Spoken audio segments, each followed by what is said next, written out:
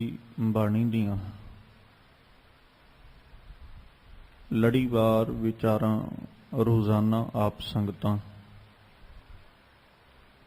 ਗੁਰੂ ਦਰਬਾਰ ਅੰਦਰ ਜੁੜ ਕਰਕੇ ਔਰ ਆਪਣੇ ਆਪਣੇ ਘਰਾਂ ਵਿੱਚ ਟੈਲੀਵਿਜ਼ਨ ਔਰ ਮੀਡੀਆ ਦੇ ਮਾਧਿਅਮ ਰਾਹੀਂ ਇਸ ਅਸਥਾਨ ਤੋਂ ਸਰਵਣ ਕਰਦੀਆਂ ਹੋ। ਉਹਨਾਂ ਚੱਲ ਰਹੀਆਂ ਲੜੀਵਾਰ ਗੁਰਬਾਣੀ ਵਿਚਾਰਾਂ ਦੇ ਨਾਲ ਆਪਾਂ ਸਾਂਝ ਪਾਈਏ। ਵਿਚਾਰਾਂ ਨੂੰ ਆਰੰਭਣ ਤੋਂ ਪਹਿਲਾਂ ਮਾਲਕ ਆਪ ਬਖਸ਼ਿਸ਼ ਕਰਨ, ਆਪਣਾ ਰਹਿਮਤ ਭਰਿਆ ਮਿਹਰ ਭਰਿਆ ਹੱਥ ਸਿਰ ਤੇ ਰੱਖਣ। ਸਤਿਗੁਰੂ ਆਪ ਰਸਨਾ ਉੱਤੇ ਵਰਤ ਕੇ ਆਪਣੀ ਬਾਣੀ ਆਪਣੇ ਸ਼ਬਦ ਦੀ ਵਿਚਾਰ ਆਪ ਕਰਵਾ ਲੈਣ ਔਰ ਆਪ ਸਰਬੱਤ ਸੰਗਤ ਬਖਸ਼ੋ ਅਸੀਸ। ਕੋਈ ਰਸਨਾ ਵਾਂਝ ਹੀ ਨਾ ਰਹੇ। ਦੋਵੇਂ ਹੱਥ ਜੋੜ ਆਪਣੀਆਂ ਮਨ ਬਿਰਤੀਆਂ ਨੂੰ ਇਕਾਗਰ ਕਰਦਿਆਂ ਲਵਾਓ ਗੁਰੂ ਚਰਨਾਂ ਵਿੱਚ ਹਾਜ਼ਰੀ ਅਦਬ ਸਹਿਤ। ਸਰਬੱਤ ਸੰਗਤ ਮਿਲ ਕਰਕੇ ਉਚਾਰਨ ਕਰੋ ਜੀ ਸਤਨਾਮ ਸ੍ਰੀ ਵਾਹਿਗੁਰੂ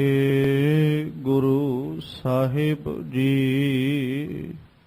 ਇੱਕ ਵਾਰ ਫਿਰ ਕਰੋ ਰਸਨਾਵਾਂ ਪਵਿੱਤਰ ਔਰ ਮਿਲ ਕੇ ਆਖੋ ਜੀ ਸਤਨਾਮ ਸ੍ਰੀ ਵਾਹਿਗੁਰੂ ਸਾਹਿਬ ਜੀ। ਵਾਹਿਗੁਰੂ ਸਾਹਿਬ ਜੀ। ਸ਼ਲੋਕ ਸ਼ੇਖ ਫਰੀਦ ਕੇ ਇਕ ਓੰਕਾਰ ਸਤ ਗੁਰ ਪ੍ਰਸਾਦ।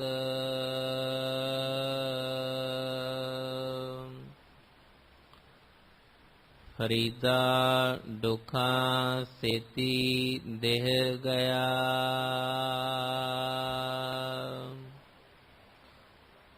ਸੂਲਾਂ ਸੇਤੀ ਰਾਤ।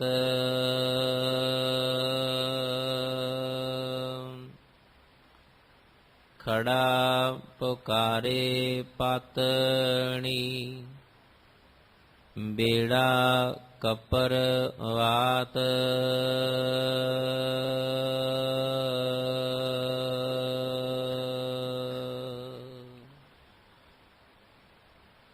ਜਿਸ ਪਾਵਨ ਸ਼ਬਦ ਦਾ ਪਾਠ ਆਪ ਸੰਗਤ ਨੇ ਬੜੇ ਅਦਬ ਸਤਿਕਾਰ ਦੇ ਨਾਲ ਭਾਈ ਸਾਹਿਬ ਹੋਰਾਂ ਪਾਸੋਂ ਸਰਵਣ ਕੀਤਾ ਹੈ। ਇਹ ਪਾਵਨ ਬਚਨ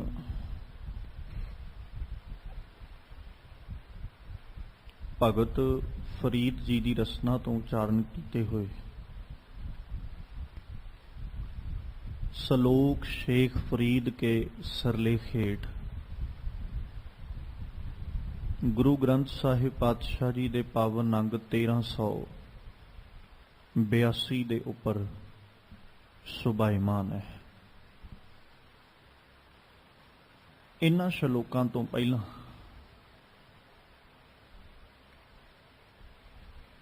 ਚੁਰਾਸੀ ਸ਼ਲੋਕਾਂ ਤੱਕ ਦੀ ਵਿਚਾਰ ਆਪ ਸੰਗਤਾਂ ਕੱਲ ਦੇ ਦੀਵਾਨਾਂ ਤੱਕ ਸਰਵਣ ਕਰ ਚੁੱਕੀਆਂ ਹੋ ਔਰ ਅੱਜ ਅਗਲੇਰੇ 3 ਸ਼ਲੋਕਾਂ ਦਾ ਪਾਠ ਆਪ ਸੰਗਤ ਨੇ ਸਰਵਣ ਕੀਤਾ ਹੈ। ਤੇ ਅੱਜ ਜਿਹੜਾ ਪਾਵਨ ਬਚਨ ਬਾਬਾ ਫਰੀਦ ਜੀ ਨੇ ਉਪਦੇਸ਼ ਵਜੋਂ ਆਪਾਂ ਨੂੰ ਬਖਸ਼ਿਸ਼ ਕੀਤਾ,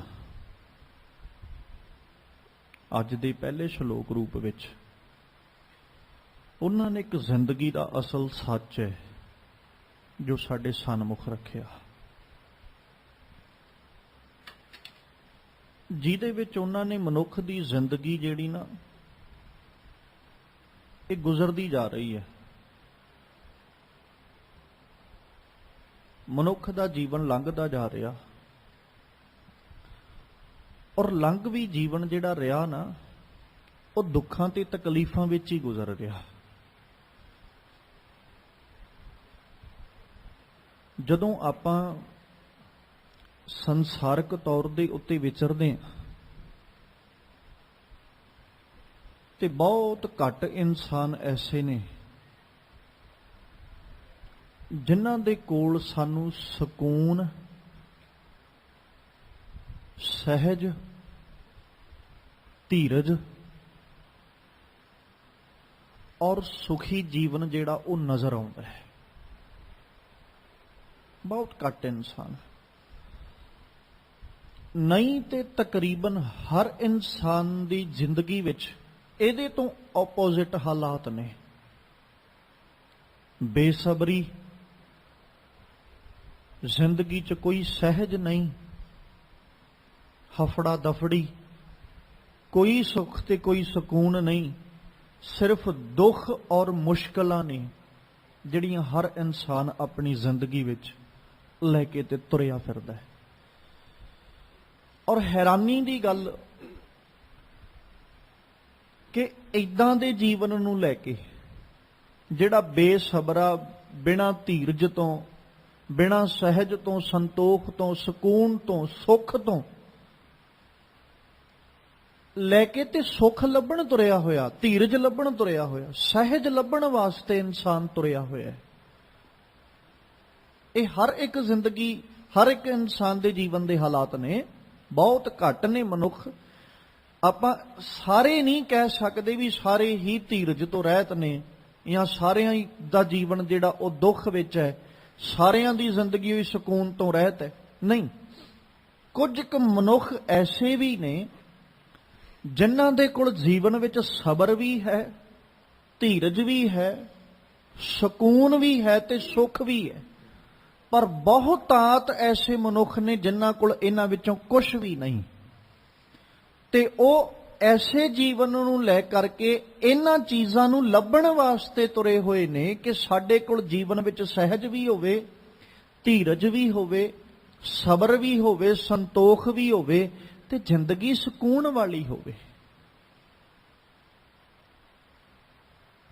ਤੇ ਬਾਬਾ ਫਰੀਦ ਜੀ ਕਹਿੰਦੇ, ਮੈਂ ਸੰਸਾਰ ਦੇ ਵੱਲ ਜਦੋਂ ਝਾਤ ਮਾਰੀ ਮੈਂ ਵੇਖਿਆ ਤੇ ਮਨੁੱਖ ਜਿਹੜਾ ਨਾ, ਇਹਦਾ ਜੀਵਨ ਦੁੱਖਾਂ ਸੇਤੀ ਦੇਹ ਗਿਆ, ਸੂਲਾਂ ਸੇਤੀ ਰਾਤ, ਏਦਾਂ ਹੀ ਲੰਘ ਗਿਆ ਜੀਵਨ। ਸਿਰਫ ਦੁੱਖ ਹੀ ਦੁੱਖ ਸੀ, ਤਕਲੀਫਾਂ ਹੀ ਤਕਲੀਫਾਂ ਸਨ, ਮੁਸ਼ਕਲਾਂ ਹੀ ਮੁਸ਼ਕਲਾਂ ਸੀ। ਸਾਰਾ ਜੀਵਨ ਏਦਾਂ ਹੀ ਲੰਘ ਗਿਆ, ਦਿਨ ਵੀ ਏਦਾਂ ਹੀ ਗੁਜ਼ਰ ਗਿਆ, ਰਾਤ ਵੀ ਏਦਾਂ ਹੀ ਲੰਘ ਗਈ। ਹੁਣ ਦਿਨ ਤੇ ਰਾਤ ਆਪਾਂ ਇੱਥੇ ਕਹਿ ਸਕਦੇ ਹਾਂ, ਆ ਜਿਹੜਾ ਦਿਨ ਤੇ ਰਾਤ ਗੁਜ਼ਰ ਰਿਹਾ ਇਹ ਤੇ ਹੈ ਹੀ ਹੈ, ਇੱਕ ਇੱਕ ਕਰਕੇ ਤੇ ਇਹ ਵੀ ਲੰਘਦਾ ਜਾ ਰਿਹਾ ਨਾ। ਇਸੇ ਕਰਕੇ ਤੇ ਸਤਿਗੁਰੂ ਜੀ ਨੇ ਬਾਣੀ 'ਚ ਸਾਨੂੰ ਸਮਝਾਉਂਦਿਆਂ, ਕਿਉਂਕਿ ਅਗਲੀ ਪੰਕਤੀ ਵਿੱਚ ਨਾ ਬਕਾਇਦਾ ਬਾਬਾ ਜੀ ਨੇ ਜ਼ਿਕਰ ਕੀਤਾ, ਫਰੀਦ ਜੀ ਨੇ, ਕਹਿੰਦੇ ਦੁੱਖਾਂ ਤੇ ਸੂਲਾਂ ਦੇ ਵਿੱਚ ਦਿਨ ਤੇ ਰਾਤ ਤੇਰਾ ਲੰਘ ਰਿਹਾ, ਪਰ ਇੱਕ ਤੇਰੇ ਲਈ ਨਾ ਬੜਾ ਚੰਗਾ ਉਪਦੇਸ਼ ਹੈ ਜੋ ਹਰ ਵਕਤ ਕਿਨਾਰੇ ਦੇ ਉੱਤੇ ਖੜੋਤੇ ਹੋਏ ਪਾਤਣ ਰੂਪ ਵਿੱਚ, ਮਲਾਹ ਰੂਪ ਵਿੱਚ ਗੁਰੂ ਜਿਹੜਾ ਖੜੋਤਾ ਨਾ ਕਿਨਾਰੇ ਤੇ, ਉਹ ਤੈਨੂੰ ਰੋਜ਼ ਪੁਕਾਰ ਪੁਕਾਰ ਕੇ ਕਹਿ ਰਿਹਾ, ਉਹ ਤੇਰਾ ਬੇੜਾ ਡੁੱਬਦਾ ਜਾ ਰਿਹਾ, ਇਹਨੂੰ ਸੰਭਾਲ ਲਾ। ਰੋਜ਼ ਉਹਨਾਂ ਜ਼ਿਕਰ ਕੀਤਾ, ਕਹਿੰਦੇ ਖੜਾ ਪੁਕਾਰੇ ਪਤਨੀ। ਹੁਣ ਪਤਨੀ ਦਾ ਮਤਲਬ ਕੀ ਹੈ? ਮਲਾਹ। ਮਲਾਹ ਜਿਹੜਾ ਉਹ ਰੋਜ਼ ਖੜਾ ਤੈਨੂੰ ਪੁਕਾਰ ਰਿਹਾ, ਤੈਨੂੰ ਸਮਝਾ ਰਿਹਾ, ਤੇ ਤੈਨੂੰ ਸਮਝਾ ਕੀ ਰਿਹਾ? ਬੇੜਾ ਕੱਪਰਵਾਤ, ਭਾਈ ਤੇਰਾ ਲਹਿਰਾਂ ਦੇ ਵਿੱਚ ਬੇੜਾ ਡੁੱਬਦਾ ਜਾ ਰਿਹਾ ਹੈ।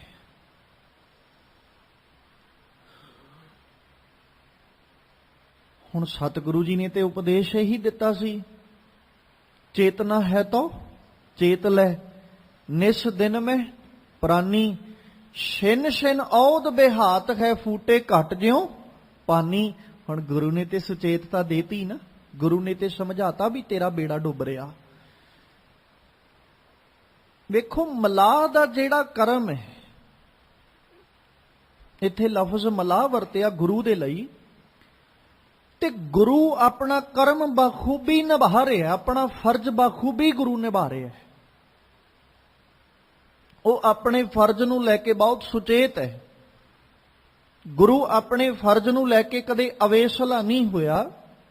ਗੁਰੂ ਹਮੇਸ਼ਾ ਆਪਣੇ ਫਰਜ਼ ਦੇ ਵਿੱਚ ਹਮੇਸ਼ਾ ਆਪਣੇ ਫਰਜ਼ ਨੂੰ ਲੈ ਕੇ ਸੁਚੇਤ ਔਰ ਹਰ ਵਕਤ ਤਤਪਰ ਰਹਿੰਦੇ ਨੇ।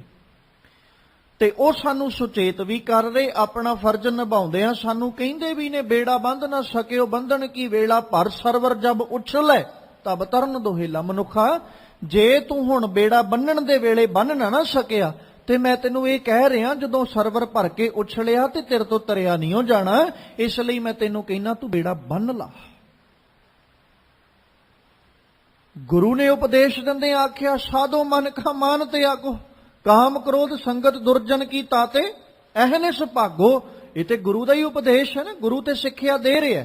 ਜਿਹੜਾ ਬੇੜਾ ਦਿਨ ਰਾਤ ਲਹਿਰਾਂ ਦੇ ਵਿੱਚ ਉਹ ਡੁੱਬ ਰਿਹਾ ਹੈ, ਦਿਨ ਰਾਤ ਲਹਿਰਾਂ ਦੇ ਵਿੱਚ ਫਸਿਆ ਹੋਇਆ, ਤੇ ਪਤਾ ਨਹੀਂ ਕਿਸ ਵਕਤ ਇਸ ਬੇੜੇ ਨੇ ਡੁੱਬ ਜਾਣਾ ਹੈ, ਕਿਸ ਵਕਤ ਇਸ ਬੇੜੇ ਦਾ ਜਿਹੜਾ ਅਸਲੀਅਤ ਹੈ, ਅਸਲਾ ਹੈ, ਉਹਨੇ ਖਤਮ ਹੋ ਜਾਣਾ ਹੈ। ਪਰ ਗੁਰੂ ਹਰ ਵਕਤ ਡੁੱਬਦੇ ਹੋਏ ਬੇੜੇ ਨੂੰ ਵੇਖ ਕੇ ਤੇ ਬੜਾ ਚਿੰਤਤ ਹੈ।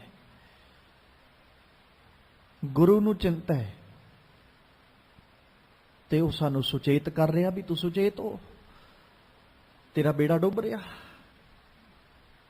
ਵੇਖੀ ਕਿਤੇ ਇਹਨਾਂ ਸਮੁੰਦਰ ਦੀਆਂ ਲਹਿਰਾਂ ਵਿੱਚ ਹੀ ਨਾ ਫਸ ਕੇ ਰਹਿ ਜਾਈਂ। ਔਰ ਇਹਦੇ ਵਿੱਚ ਕੋਈ ਅਤਕਥਨੀ ਨਹੀਂ ਜੇ ਸੱਚਮੁੱਚ ਅਸੀਂ ਸਮੁੰਦਰ ਦੀਆਂ ਲਹਿਰਾਂ ਵਿੱਚ ਫਸ ਕੇ ਹੀ ਰਹਿ ਗਏ। ਬਕਾਇਦਾ ਸਾਨੂੰ ਸਮਝਾਉਂਦੇ ਆ, ਸਤਿਗੁਰੂ ਜੀ ਨੇ ਇੱਥੋਂ ਤੱਕ ਕਹਿਤਾ ਸੀ, ਉਹ ਮਨਾ ਤੂੰ ਆਪਣੇ ਆਪ ਨੂੰ ਕਦੇ ਫਰੋਲ ਕੇ ਪੜਚੋਲ ਕੇ ਵੇਖ ਮਨ ਰੇ, ਕੌਣ ਕੋ ਮਤ ਤੈ ਲੀਨੀ। ਪਰਦਾਰਾ ਨਿੰਦਿਆ ਰਸ ਰਚਿਓ ਰਾਮ ਭਗਤ ਨਹਿ ਕੀਨੀ। ਕਿੱਥੇ ਫਸਿਆ ਬੈਠਾ ਤੂੰ? ਦੁੱਖਾਂ ਛੇਤੀ ਦੇਹ ਗਿਆ, ਸੂਲਾਂ ਛੇਤੀ ਰਾਤ ਲੰਘ ਰਿਹਾ। ਦਿਨ ਵੀ ਗੁਜ਼ਰ ਰਿਹਾ, ਰਾਤ ਵੀ ਲੰਘ ਰਹੀ ਹੈ। ਜਵਾਨੀ ਵੀ ਲੰਘ ਗਈ, ਬੁਢੇਪਾ ਵੀ ਇਦਾਂ ਹੀ ਲੰਘ ਜਾਣਾ। ਜਵਾਨੀ ਦੇ ਅੰਦਰ ਆ ਕੇ ਇਨਸਾਨ ਨੂੰ ਜਿਹੜੇ ਦੁੱਖ ਨੇ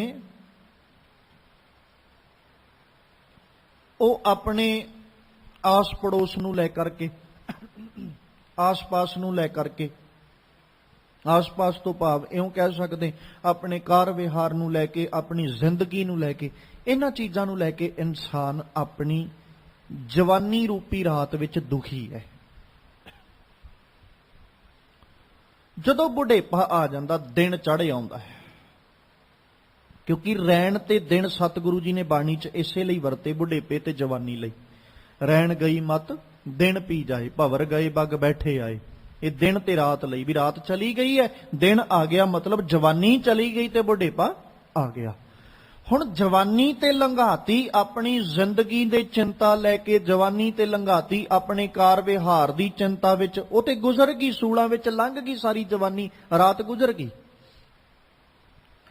ਹੁਣ ਦਿਨ ਜਿਹੜਾ ਉਹ ਕਾਹਦੇ 'ਚ ਲੰਘ ਰਿਹਾ? ਦੁੱਖਾਂ ਛੇਤੀ ਦੇਹ ਗਿਆ, ਦਿਨ ਬੁਢੇਪਾ ਲੰਘ ਰਿਹਾ ਦੁੱਖਾਂ ਵਿੱਚ। ਹੁਣ ਕਾਰ ਵਿਹਾਰ ਨੂੰ ਲੈ ਕੇ ਚਿੰਤਾ ਸ਼ਾਇਦ ਮੁੱਕ ਗਈ ਹੋਵੇ, ਆਪਣੀ ਜ਼ਿੰਦਗੀ ਨੂੰ ਲੈ ਕੇ ਚਿੰਤਾ ਸ਼ਾਇਦ ਮੁੱਕ ਗਈ ਹੋਵੇ।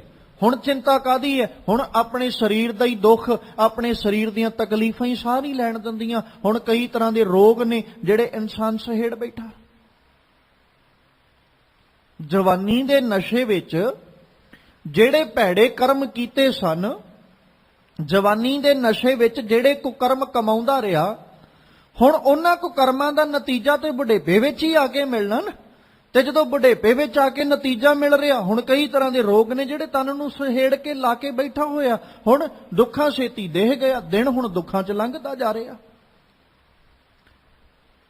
ਤੇ ਮਾਲਕ ਪਾਤਸ਼ਾਹ ਜੀ ਨੇ ਅੱਜ ਬਾਣੀ ਵਿੱਚ ਸਾਨੂੰ ਇਹੋ ਉਪਦੇਸ਼ ਦਿੱਤਾ, ਕਹਿੰਦੇ ਵੇਖ ਤੇਰਾ ਗੁਰੂ ਤੈਨੂੰ ਹਰ ਵਕਤ ਸੁਚੇਤ ਕਰ ਰਿਹਾ ਹੈ, ਗੁਰੂ ਹਰ ਵਕਤ ਤੈਨੂੰ ਸਮਝਾ ਰਹੇ ਨੇ, ਉਹ ਮਨੁੱਖਾ ਤੂੰ ਸੁਚੇਤ ਹੋ ਕੇ ਚੱਲ, ਤੇਰੀ ਜ਼ਿੰਦਗੀ ਬੇਸ਼ੁਮਾਰ ਅਥਾਹ ਕੀਮਤੀ ਹੈ। ਕਿਤੇ ਇਸ ਜ਼ਿੰਦਗੀ ਨੂੰ, ਇਸ ਜੀਵਨ ਨੂੰ ਦੁੱਖਾਂ ਦੇ ਵਿੱਚ ਤੇ ਸੂਲਾਂ ਵਿੱਚ ਹੀ ਨਾ ਲੰਘਾ ਦੇਈਂ। ਕਿਤੇ ਦੁੱਖਾਂ ਤੇ ਤਕਲੀਫਾਂ ਤੋਂ ਉੱਪਰ ਉੱਠਣ ਦੀ ਕੋਸ਼ਿਸ਼, ਯਤਨ ਵੀ ਕਰੀਂ ਜਿਹੜੇ ਤੂੰ ਯਤਨ ਕਰ ਰਹੇ ਹੈ। ਕਿਉਂਕਿ ਗੁਰੂ ਸਾਹਿਬ ਇਸ ਗੱਲ ਤੇ ਮੋਹਰ ਲਾ ਕੇ ਕਹਿੰਦੇ ਕਿ ਯਤਨ ਬਹੁਤ ਸੁਖ ਕੇ ਕੀਏ, ਦੁੱਖ ਕੋ ਕੀਓ ਨਾ ਕੋਏ। ਇਨਸਾਨ ਯਤਨ ਸੁੱਖਾਂ ਦੇ ਕਰਦਾ ਹੈ, ਪਰ ਫਿਰ ਵੀ ਸਾਰੀ ਜ਼ਿੰਦਗੀ ਸਾਰਾ ਜੀਵਨ ਦੁੱਖਾਂ ਤੇ ਸੂਲਾਂ ਵਿੱਚ ਹੀ ਲੰਘਾਉਂਦਾ ਹੈ।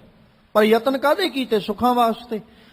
ਹੁਣ ਜਿਹੜੇ ਯਤਨ ਸੁੱਖਾਂ ਲਈ ਕੀਤੇ ਸੀ, ਉਹ ਯਤਨ ਸਾਰੇ ਦੇ ਸਾਰੇ ਦੁੱਖ ਹੀ ਮਿਲਦੇ ਰਹੇ, ਤਕਲੀਫਾਂ ਹੀ ਮਿਲਦੀਆਂ ਰਹੀਆਂ।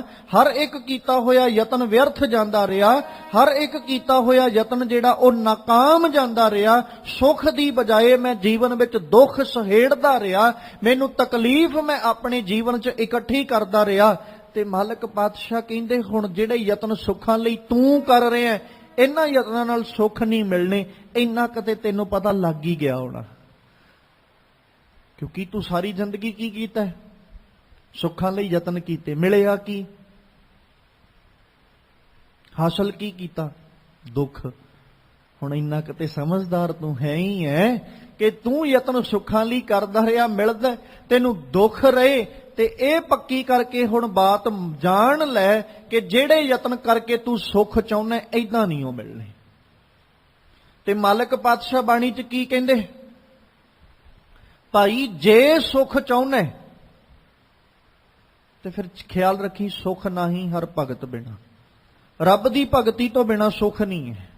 ਜੇ ਸੁੱਖ ਚਾਹੁੰਦਾ ਤੇ ਫਿਰ ਇਹ ਖਿਆਲ ਰੱਖੀ, ਇੰਨਾ ਕੁ ਯਤਨ ਆਪਣੇ ਜੀਵਨ 'ਚ ਕਰਦਾ ਰਹੀਂ ਕਿ ਸਰਬ ਸੁਖਾ ਹਰ ਹਰ ਗੁਣ ਗਾਏ। ਸਾਰੇ ਸੁੱਖ ਰੱਬ ਦੇ ਗੁਣ ਗਾਉਣ 'ਚ ਹੈ।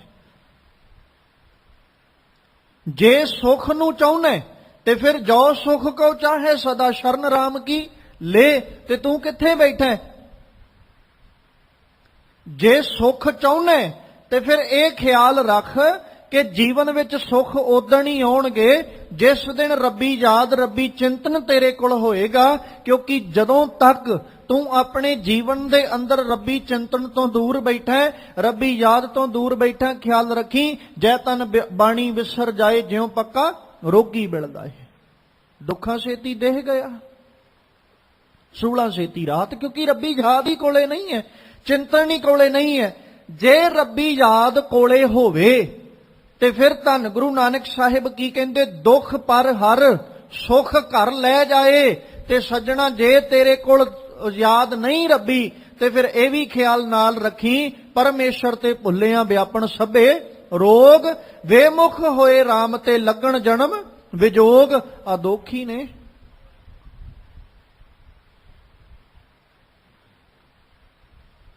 ਤੇ ਸਭ ਤੋਂ ਵੱਡਾ ਦੁੱਖਾਂ ਦਾ ਕਾਰਨ ਪਤਾ ਕੀ ਹੈ?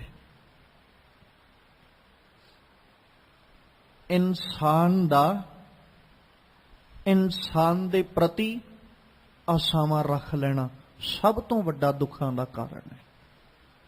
ਆਸ਼ਾੜ ਮਹੀਨੇ ਦਾ ਉਪਦੇਸ਼ ਦਿੰਦਿਆਂ ਸਤਿਗੁਰੂ ਜੀ ਨੇ ਆਖਿਆ ਸੀ ਨਾ, ਆਸ਼ਾੜ ਤਪੰਦਾ ਤਿਸ ਲੱਗੈ ਹਰ ਨਾਹ ਨ ਜਿਨ੍ਹਾਂ ਪਾਸ। ਜਿਨ੍ਹਾਂ ਦੇ ਕੋਲ ਰੱਬੀ ਨਾਹ, ਖਸਮ, ਰੱਬੀ ਯਾਦ, ਪਰਮੇਸ਼ਵਰ ਪਤੀ ਜਿਨ੍ਹਾਂ ਕੋਲ ਨਹੀਂ, ਉਹਨਾਂ ਲਈ ਇਹ ਤਪਦਾ ਹੋਇਆ ਸਮਾਂ ਮਾਹੌਲ ਹੈ। ਇਨਸਾਨ ਦੇ ਲਈ, ਇਸ ਜੀਵ ਇਸਤਰੀ ਲਈ ਮਾਹੌਲ ਤੇ ਹਾਲਾਤ ਜਿੰਨੇ ਮਰਜ਼ੀ ਸੁੱਖ ਭਰਪੂਰ ਹੋਣ ਤੇ ਜਿੰਨੇ ਮਰਜ਼ੀ ਆਰਾਮਦਾਇਕ ਹੋਣ, ਪਰ ਜਦੋਂ ਇਹ ਜੀਵ ਇਸਤਰੀ ਆਪਣੇ ਖਸਮ, ਆਪਣੇ ਪਰਮੇਸ਼ਵਰ ਪ੍ਰਭੂ ਨੂੰ ਭੁੱਲ ਜਾਂਦੀ ਹੈ, ਹਰ ਹਾਲਾਤ ਤੇ ਹਰ ਇੱਕ ਤਰ੍ਹਾਂ ਦਾ ਜਿਹੜਾ ਸਮਾਂ ਉਹ ਇਹਦੇ ਲਈ ਦੁੱਖਾਂ ਦਾ ਬਣ ਜਾਂਦਾ ਹੈ। ਤੇ ਮਨੁੱਖ ਬੈਠਾ ਕਿੱਥੇ ਹੈ? ਹਰ ਸਾਜਨ ਪੁਰਖ ਵਿਸਾਰਕ ਹੈ। ਆਪਣੇ ਸਾਜਨ ਨੂੰ, ਆਪਣੇ ਪੁਰਖ ਨੂੰ ਵਿਸਾਰ ਕੇ ਕੇਵਲ ਤੇ ਕੇਵਲ ਮਾਇਆ ਪਿੱਛੇ ਦੌੜਨ ਲੱਗਾ ਹੋਇਆ, ਮਾਇਆ ਪਿੱਛੇ ਹੀ ਭੱਜਿਆ ਫਿਰਦਾ। ਮਾਨਸ ਦੀ ਆਸ ਉੱਤੇ ਬੈਠਾ ਹੋਇਆ, ਮਨੁੱਖ ਦੀ ਆਸ ਤੇ ਬੈਠਾ। ਤੇ ਜਿਹੜਾ ਮਨੁੱਖ ਦੀ ਆਸ ਤੇ ਬੈਠਾ, ਦੁਈਆ ਪਾਏ ਵਿਗੁੱਚੀ ਆ ਗਲ ਪਈ ਸਜਮ ਕੀ ਫਾਸ। ਉਹਦੇ ਤੇ ਗਲ ਵਿੱਚ ਜਮਾਂ ਦੀ ਫਾਹੀ ਪੈਣੀ ਨਾ। ਉਹਦੇ ਤੇ ਹਰ ਵਕਤ ਜ਼ਿੰਦਗੀ ਜਿਉਂਦਿਆਂ ਹੋਇਆਂ ਖੌਫ ਬਣਿਆ ਰਹਿਣਾ, ਭੌ ਬਣਿਆ ਰਹਿਣਾ, ਡਰ ਵਿੱਚ, ਸਹਿਮ ਵਿੱਚ ਉਹਦੀ ਤੇ ਜ਼ਿੰਦਗੀ ਲੰਘਣੀ ਹੈ। ਤੇ ਜਿਹੜਾ ਡਰ ਵਿੱਚ ਆਪਣੇ ਜੀਵਨ ਨੂੰ ਲੰਘਾ ਰਿਹਾ, ਉਹ ਕਿੱਦਾਂ ਸੁਖੀ ਹੋ ਸਕਦਾ ਹੈ? ਸਹਿਮ ਵਿੱਚ ਲੰਘਦੀ ਹੋਈ ਜ਼ਿੰਦਗੀ ਸੁਖ ਭਰਪੂਰ ਹੋ ਸਕਦੀ ਹੈ? ਹੁਣ ਜਿਵੇਂ ਇੱਕ ਸ਼ਾਕਾਹਾਰੀ ਜਾਨਵਰ ਹੈ, ਬੱਕਰੀ ਹੋਈ ਲਾ ਲਓ, ਉਹਦੇ ਸਾਹਮਣੇ ਅਸੀਂ ਢੇਰ ਲਾ ਦਈਏ, ਲੈ ਵੀ ਘਾਹ ਫੂਸ ਤੇਰੇ ਅੱਗੇ ਰੱਖਤਾ, ਖਾ ਅੱਜ ਜਿੰਨਾ ਮਰਜ਼ੀ ਖਾ, ਤੈਨੂੰ ਕੋਈ ਨਹੀਂ ਰੋਕਦਾ, ਉਹਦੇ ਲਾਗੇ ਲਿਆ ਕੇ ਇੱਕ ਸ਼ੇਰ ਬੰਨ੍ਹ ਦਈਏ। ਹੁਣ ਉਹ ਹੋ ਸਕਦਾ ਹੈ ਉੱਥੇ ਖੜੀ ਉਹ ਘਾਹ ਨੂੰ ਵੇਖੀ ਜਾਏ, ਉਹਨੂੰ ਤੇ ਬੜਾ ਸੁੱਖ ਦਿਸ ਰਿਹਾ ਅੱਗੇ ਵੀ ਘਾਹ ਪਿਆ ਮੇਰੇ ਅੱਗੇ, ਮੈਂ ਜਿੰਨਾ ਮਰਜ਼ੀ ਖਾਈ ਚੱਲਾਂ। ਪਰ ਜਦੋਂ ਸਾਹਮਣੇ ਖੜੋਤਾ ਸ਼ੇਰ ਦਿਸਦਾ, ਉਦੋਂ ਉਹ ਸਮਾਂ, ਉਹ ਹਾਲਾਤ ਵੀ ਉਹਦੇ ਲਈ ਦੁੱਖ ਭਰਪੂਰ, ਕਿਉਂਕਿ ਸਹਿਮ ਵਿੱਚ ਹੈ, ਡਰ ਵਿੱਚ ਹੈ। ਉਹਨੂੰ ਤੇ ਇਹ ਡਰ ਬਣਿਆ ਵੀ ਮੈਂ ਕਿਤੇ ਘਾਹ ਖਾਣ ਲੱਗੀ ਤੇ ਸ਼ੇਰ ਆ ਕੇ ਮੇਰਾ ਭੋਜਨ ਨਾ ਬਣਾ ਜਾਏ, ਉਹ ਕਿਤੇ ਮੈਨੂੰ ਨਾ ਖਾ ਜਾਏ। ਤੇ ਫਿਰ ਸਹਿਮ ਵਿੱਚ ਜੇ ਇਨਸਾਨ ਜ਼ਿੰਦਗੀ ਲੰਘਾ ਰਿਹਾ ਤੇ ਸੁੱਖ ਭਰਪੂਰ ਜੀਵਨ ਕਿੱਥੋਂ ਹੋ ਸਕਦਾ ਹੈ? ਜ਼ਿੰਦਗੀ ਸੁੱਖ ਭਰਪੂਰ ਕਿਵੇਂ ਹੋ ਸਕਦੀ ਹੈ? ਤੇ ਅੱਜ ਦਾ ਇਨਸਾਨ ਕਿੰਨੇ ਸਹਿਮਾਂ ਵਿੱਚ ਬੈਠਾ, ਕਿੰਨੇ ਡਰਾਂ ਵਿੱਚ ਬੈਠਾ ਹੋਇਆ। ਹਰ ਇਨਸਾਨ ਕਿਸੇ ਨਾ ਕਿਸੇ ਸਹਿਮ ਵਿੱਚ ਹੈ, ਕਿਸੇ ਨਾ ਕਿਸੇ ਡਰ ਵਿੱਚ ਹੈ। ਮਨੁੱਖਾਂ ਤੋਂ ਹੀ ਡਰੀ ਜਾਂਦਾ ਹੈ, ਹੋਰ ਤੇ ਬਾਤ ਛੱਡੋ, ਇਨਸਾਨ ਤੋਂ ਡਰੀ ਜਾ ਰਿਹਾ ਹੈ।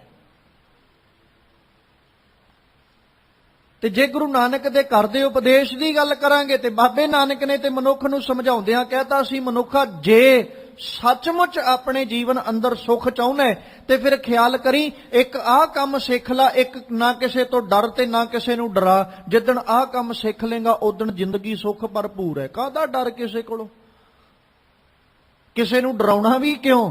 ਕਿਉਂਕਿ ਅਕਾਲ ਪੁਰਖ ਪਰਮੇਸ਼ਵਰ ਤੋਂ ਬਿਨਾਂ ਨਾ ਕੋਈ ਹੈ ਕਰਨ ਵਾਲਾ ਤੇ ਨਾ ਹੀ ਉਹਦੇ ਤੋਂ ਬਿਨਾਂ ਕੋਈ ਕਰਵਾਉਣ ਵਾਲਾ ਹੈ। ਇਸ ਕਰਕੇ ਇਸ ਉਪਦੇਸ਼ ਨੂੰ ਪੱਲੇ ਨਾਲ ਬੰਨ੍ਹ ਲੈਣ ਦੇ ਨਾਲ ਅਸੀਂ ਆਪਣੇ ਜੀਵਨ ਵਿਚਲਾ ਸਹਿਮ ਜਿਹੜਾ ਹੈ ਨਾ, ਉਹਨੂੰ ਜ਼ਰੂਰ ਖਤਮ ਕਰ ਸਕਦੇ ਹਾਂ। ਕਿ ਭੈ ਕਾਹੂ ਕਉ ਦੇਤ ਨਹਿ ਪੈਮਾਨਤ ਆਨ, ਕਹੋ ਨਾਨਕ ਸੁਨ ਰੇ ਮਨਾ ਗਿਆਨੀ ਤਾਹੇ ਬਖਾਨ।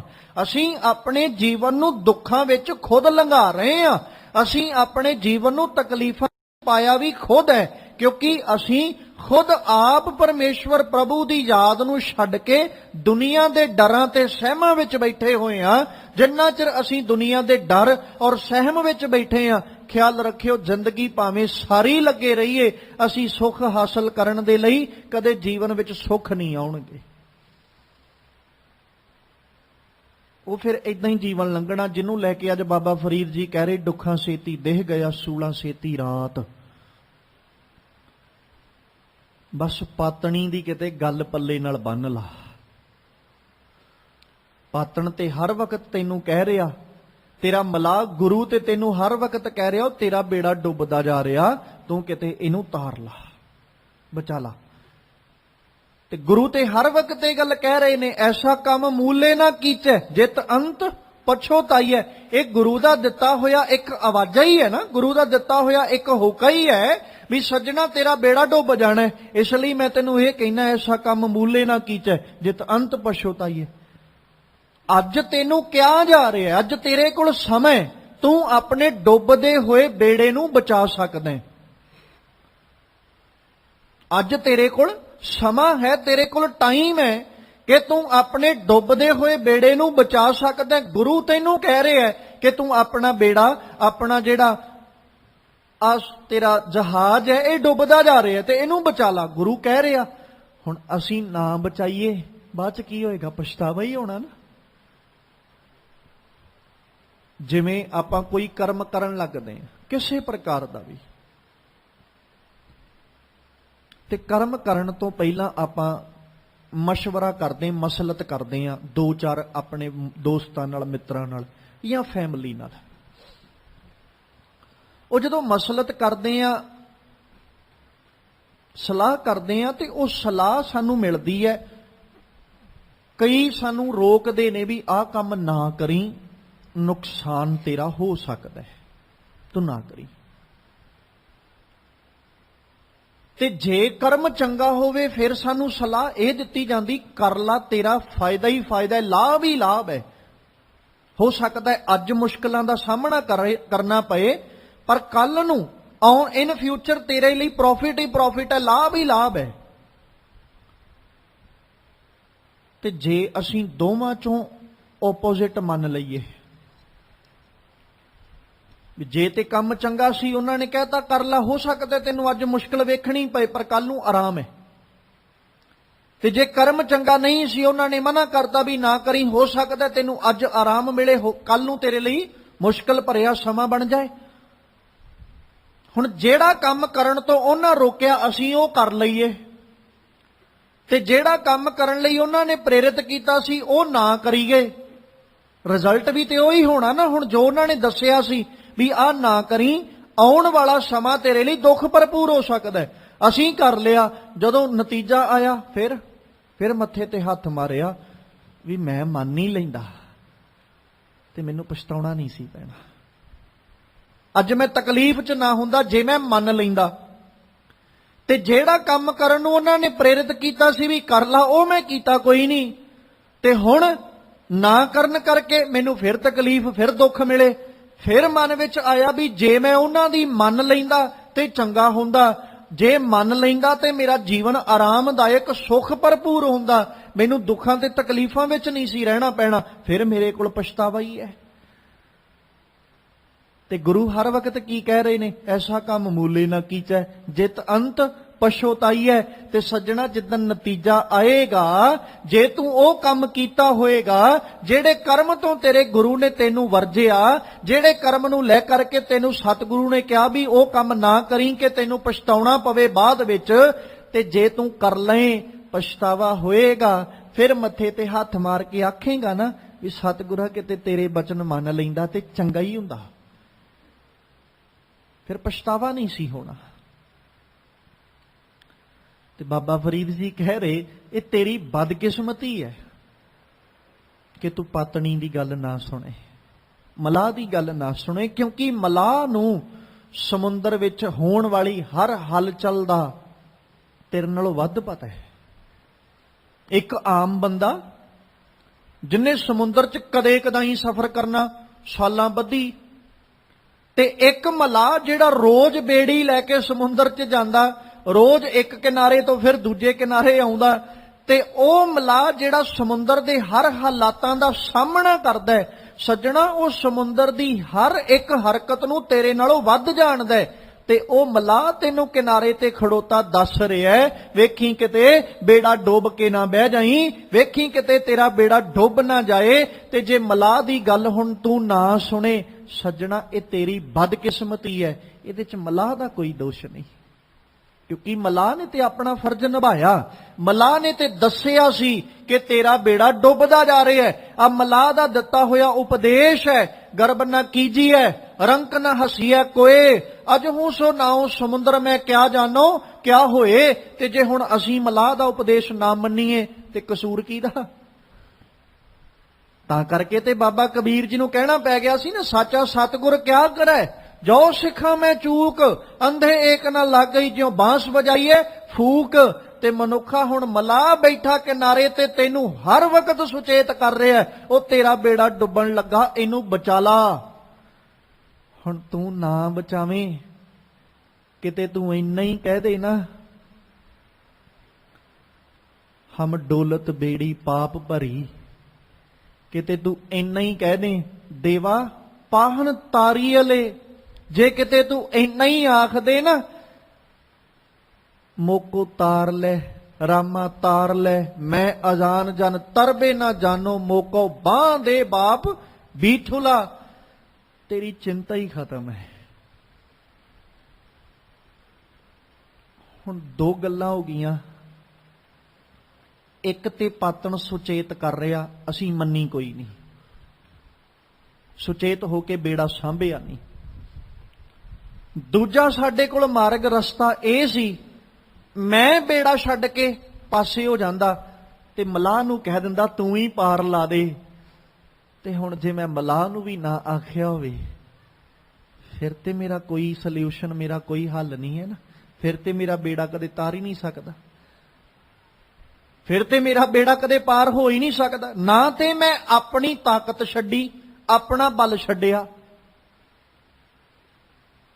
ਆਪਣਾ ਬਲ ਮੈਂ ਲਾਉਂਦਾ ਰਿਹਾ, ਆਪਣੇ ਕਰਮ ਮੈਂ ਹਰ ਤਰ੍ਹਾਂ ਦੇ ਕਰਦਾ ਰਿਹਾ। ਮਲਾਹ ਕਹਿੰਦਾ ਰਿਹਾ ਸੁਚੇਤ ਹੋ, ਮੈਂ ਨਹੀਂ ਸੁਣੀ। ਮੁੜ ਕੇ ਕਿਸੇ ਨੇ ਇਹ ਵੀ ਸਲਾਹ ਦਿੱਤੀ, ਉਹ ਤੂੰ ਛੱਡ ਦੇ ਬੇੜੇ ਨੂੰ, ਮਲਾਹ ਨੂੰ ਹੀ ਕਹਿ ਦਿਓ ਤੁਸੀਂ ਆ ਕੇ ਬੇੜਾ ਸਾਂਭ ਲਓ, ਨਹੀਂ ਤੇ ਮੇਰਾ ਜੀਵਨ ਰੂਪੀ ਬੇੜਾ, ਜ਼ਿੰਦਗੀ ਰੂਪੀ ਬੇੜਾ ਡੁੱਬ ਜਾਣਾ ਹੈ। ਮੈਂ ਮਲਾਹ ਨੂੰ ਵੀ ਆਵਾਜ਼ ਨਹੀਂ ਮਾਰੀ। ਤੇ ਜੇ ਕਿਤੇ ਮੱਖਣ ਸ਼ਾਹ ਵਾਂਗੂ ਆਵਾਜ਼ ਮਾਰਨ ਦੀ ਜਾਚ ਆ ਜਾਏ ਨਾ, ਤੇ ਗੁਰੂ ਤੇਗ ਬਹਾਦਰ ਸਾਹਿਬ ਮੋਢਾ ਲਾ ਕੇ ਤਾਰਨ ਨੂੰ ਵੀ ਤਿਆਰ ਨੇ। ਪਰ ਬਾਤ ਤੇ ਸਾਨੂੰ ਆਵਾਜ਼ ਮਾਰਨੀ ਨਹੀਂ ਨਾ ਆਉਂਦੀ। ਅਸੀਂ ਤੇ ਆਪਣੀ ਕੋਸ਼ਿਸ਼ਾਂ ਤੇ ਖੜੇ ਆ, ਆਪਣੇ ਹੀ ਯਤਨਾਂ ਤੇ ਖੜੇ। ਸ਼ਾਇਦ ਆ ਮੇਰੇ ਕੋਲ ਮੱਤ ਬਹੁਤ ਹੈ, ਮੇਰੇ ਕੋਲ ਤਾਕਤ ਬਹੁਤ ਹੈ, ਮੇਰੇ ਕੋਲ ਬੜਾ ਕੁਛ ਹੈ, ਮੈਂ ਉਹਦੇ ਆਧਾਰ ਤੇ, ਉਹਦੇ ਆਸਰੇ ਤੇ ਆਪਣਾ ਬੇੜਾ ਪਾਰ ਲੰਘਾ ਲੈਣਾ। ਹੁਣ ਮੱਖਣ ਸ਼ਾਹ ਵੀ ਤੇ ਕਿੰਨਾ ਕੁਛ ਲੈ ਕੇ ਬੈਠਾ ਸੀ। ਜਦੋਂ ਬੇੜਾ ਫਸ ਗਿਆ ਫਿਰ ਅਖੀਰ ਕੀ ਹੋਇਆ? ਗੁਰੂ ਨਾਨਕ ਅੱਗੇ ਅਰਦਾਸ ਕਰਨੀ ਪਈ ਨਾ ਵੀ ਸਤਿਗੁਰਾਂ ਹੁਣ ਡੁੱਬਦਾ ਬੇੜਾ ਪਾਰ ਲਾ ਦੇ।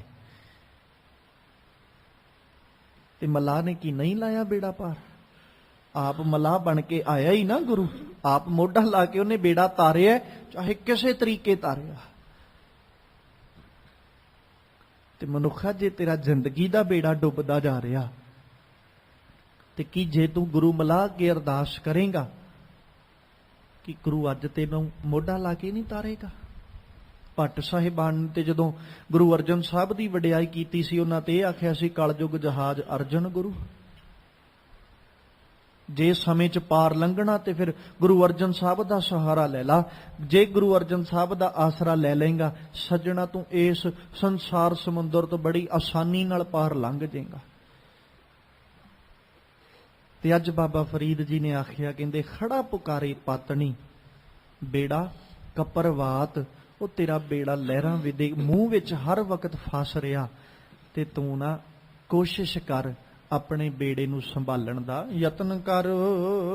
ਲੰਮੀ ਲੰਮੀ ਨਦੀ ਵਹਿ, ਕੰਦੀ ਕੇਰੇ ਹੇਤ, ਬੇੜੇ ਨੋ ਕਪਰ ਕਿਆ ਕਰੇ, ਜੇ ਪਾਤਣ ਰਹਿ ਸੁਚੇਤ।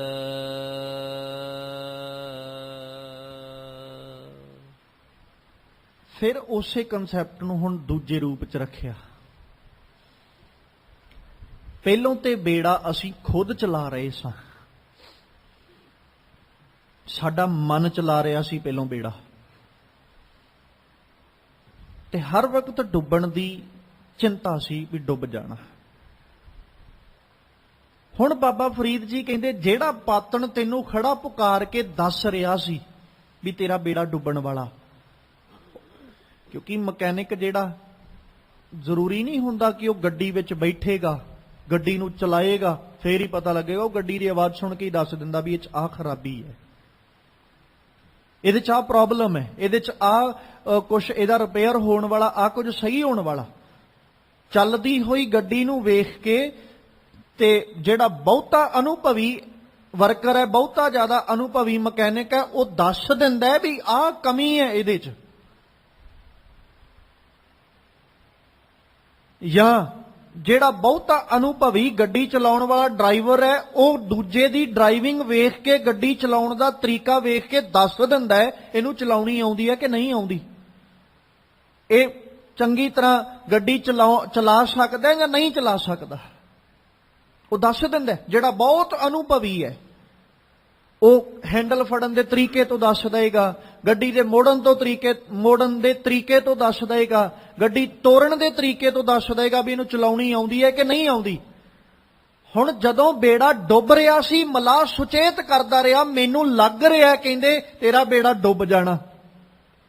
ਜੇ ਤੇ ਸੁਚੇਤ ਹੋ ਜਾਂਦੇ। ਹੁਣ ਮਲਾਹ ਬੜਾ ਅਨੁਭਵੀ ਹੈ, ਗੁਰੂ ਬੜਾ ਅਨੁਭਵੀ ਹੈ, ਕਿਉਂਕਿ ਗੁਰੂ ਤੇ ਰੋਜ਼ ਵੇਖ ਰਿਹਾ ਨਾ ਇਸ ਸੰਸਾਰ ਸਮੁੰਦਰ 'ਚ ਡੁੱਬਦਿਆਂ ਹੋਇਆਂ ਬੇੜਿਆਂ ਨੂੰ, ਰੋਜ਼ ਵੇਖ ਰਿਹਾ ਕਿੰਨੇ ਬੇੜੇ ਡੁੱਬਦੇ ਜਾ ਰਹੇ ਰੋਜ਼।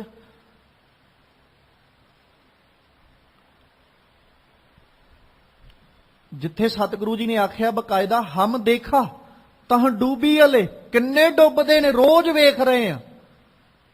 ਤੇ ਜੇ ਅਸੀਂ ਵੀ ਮੋਹ ਦੇ ਚੱਕੜ 'ਚ ਫਸੇ ਰਹਿ ਗਏ ਡੁੱਬ, ਅਸੀਂ ਵੀ ਜਾਣਾ।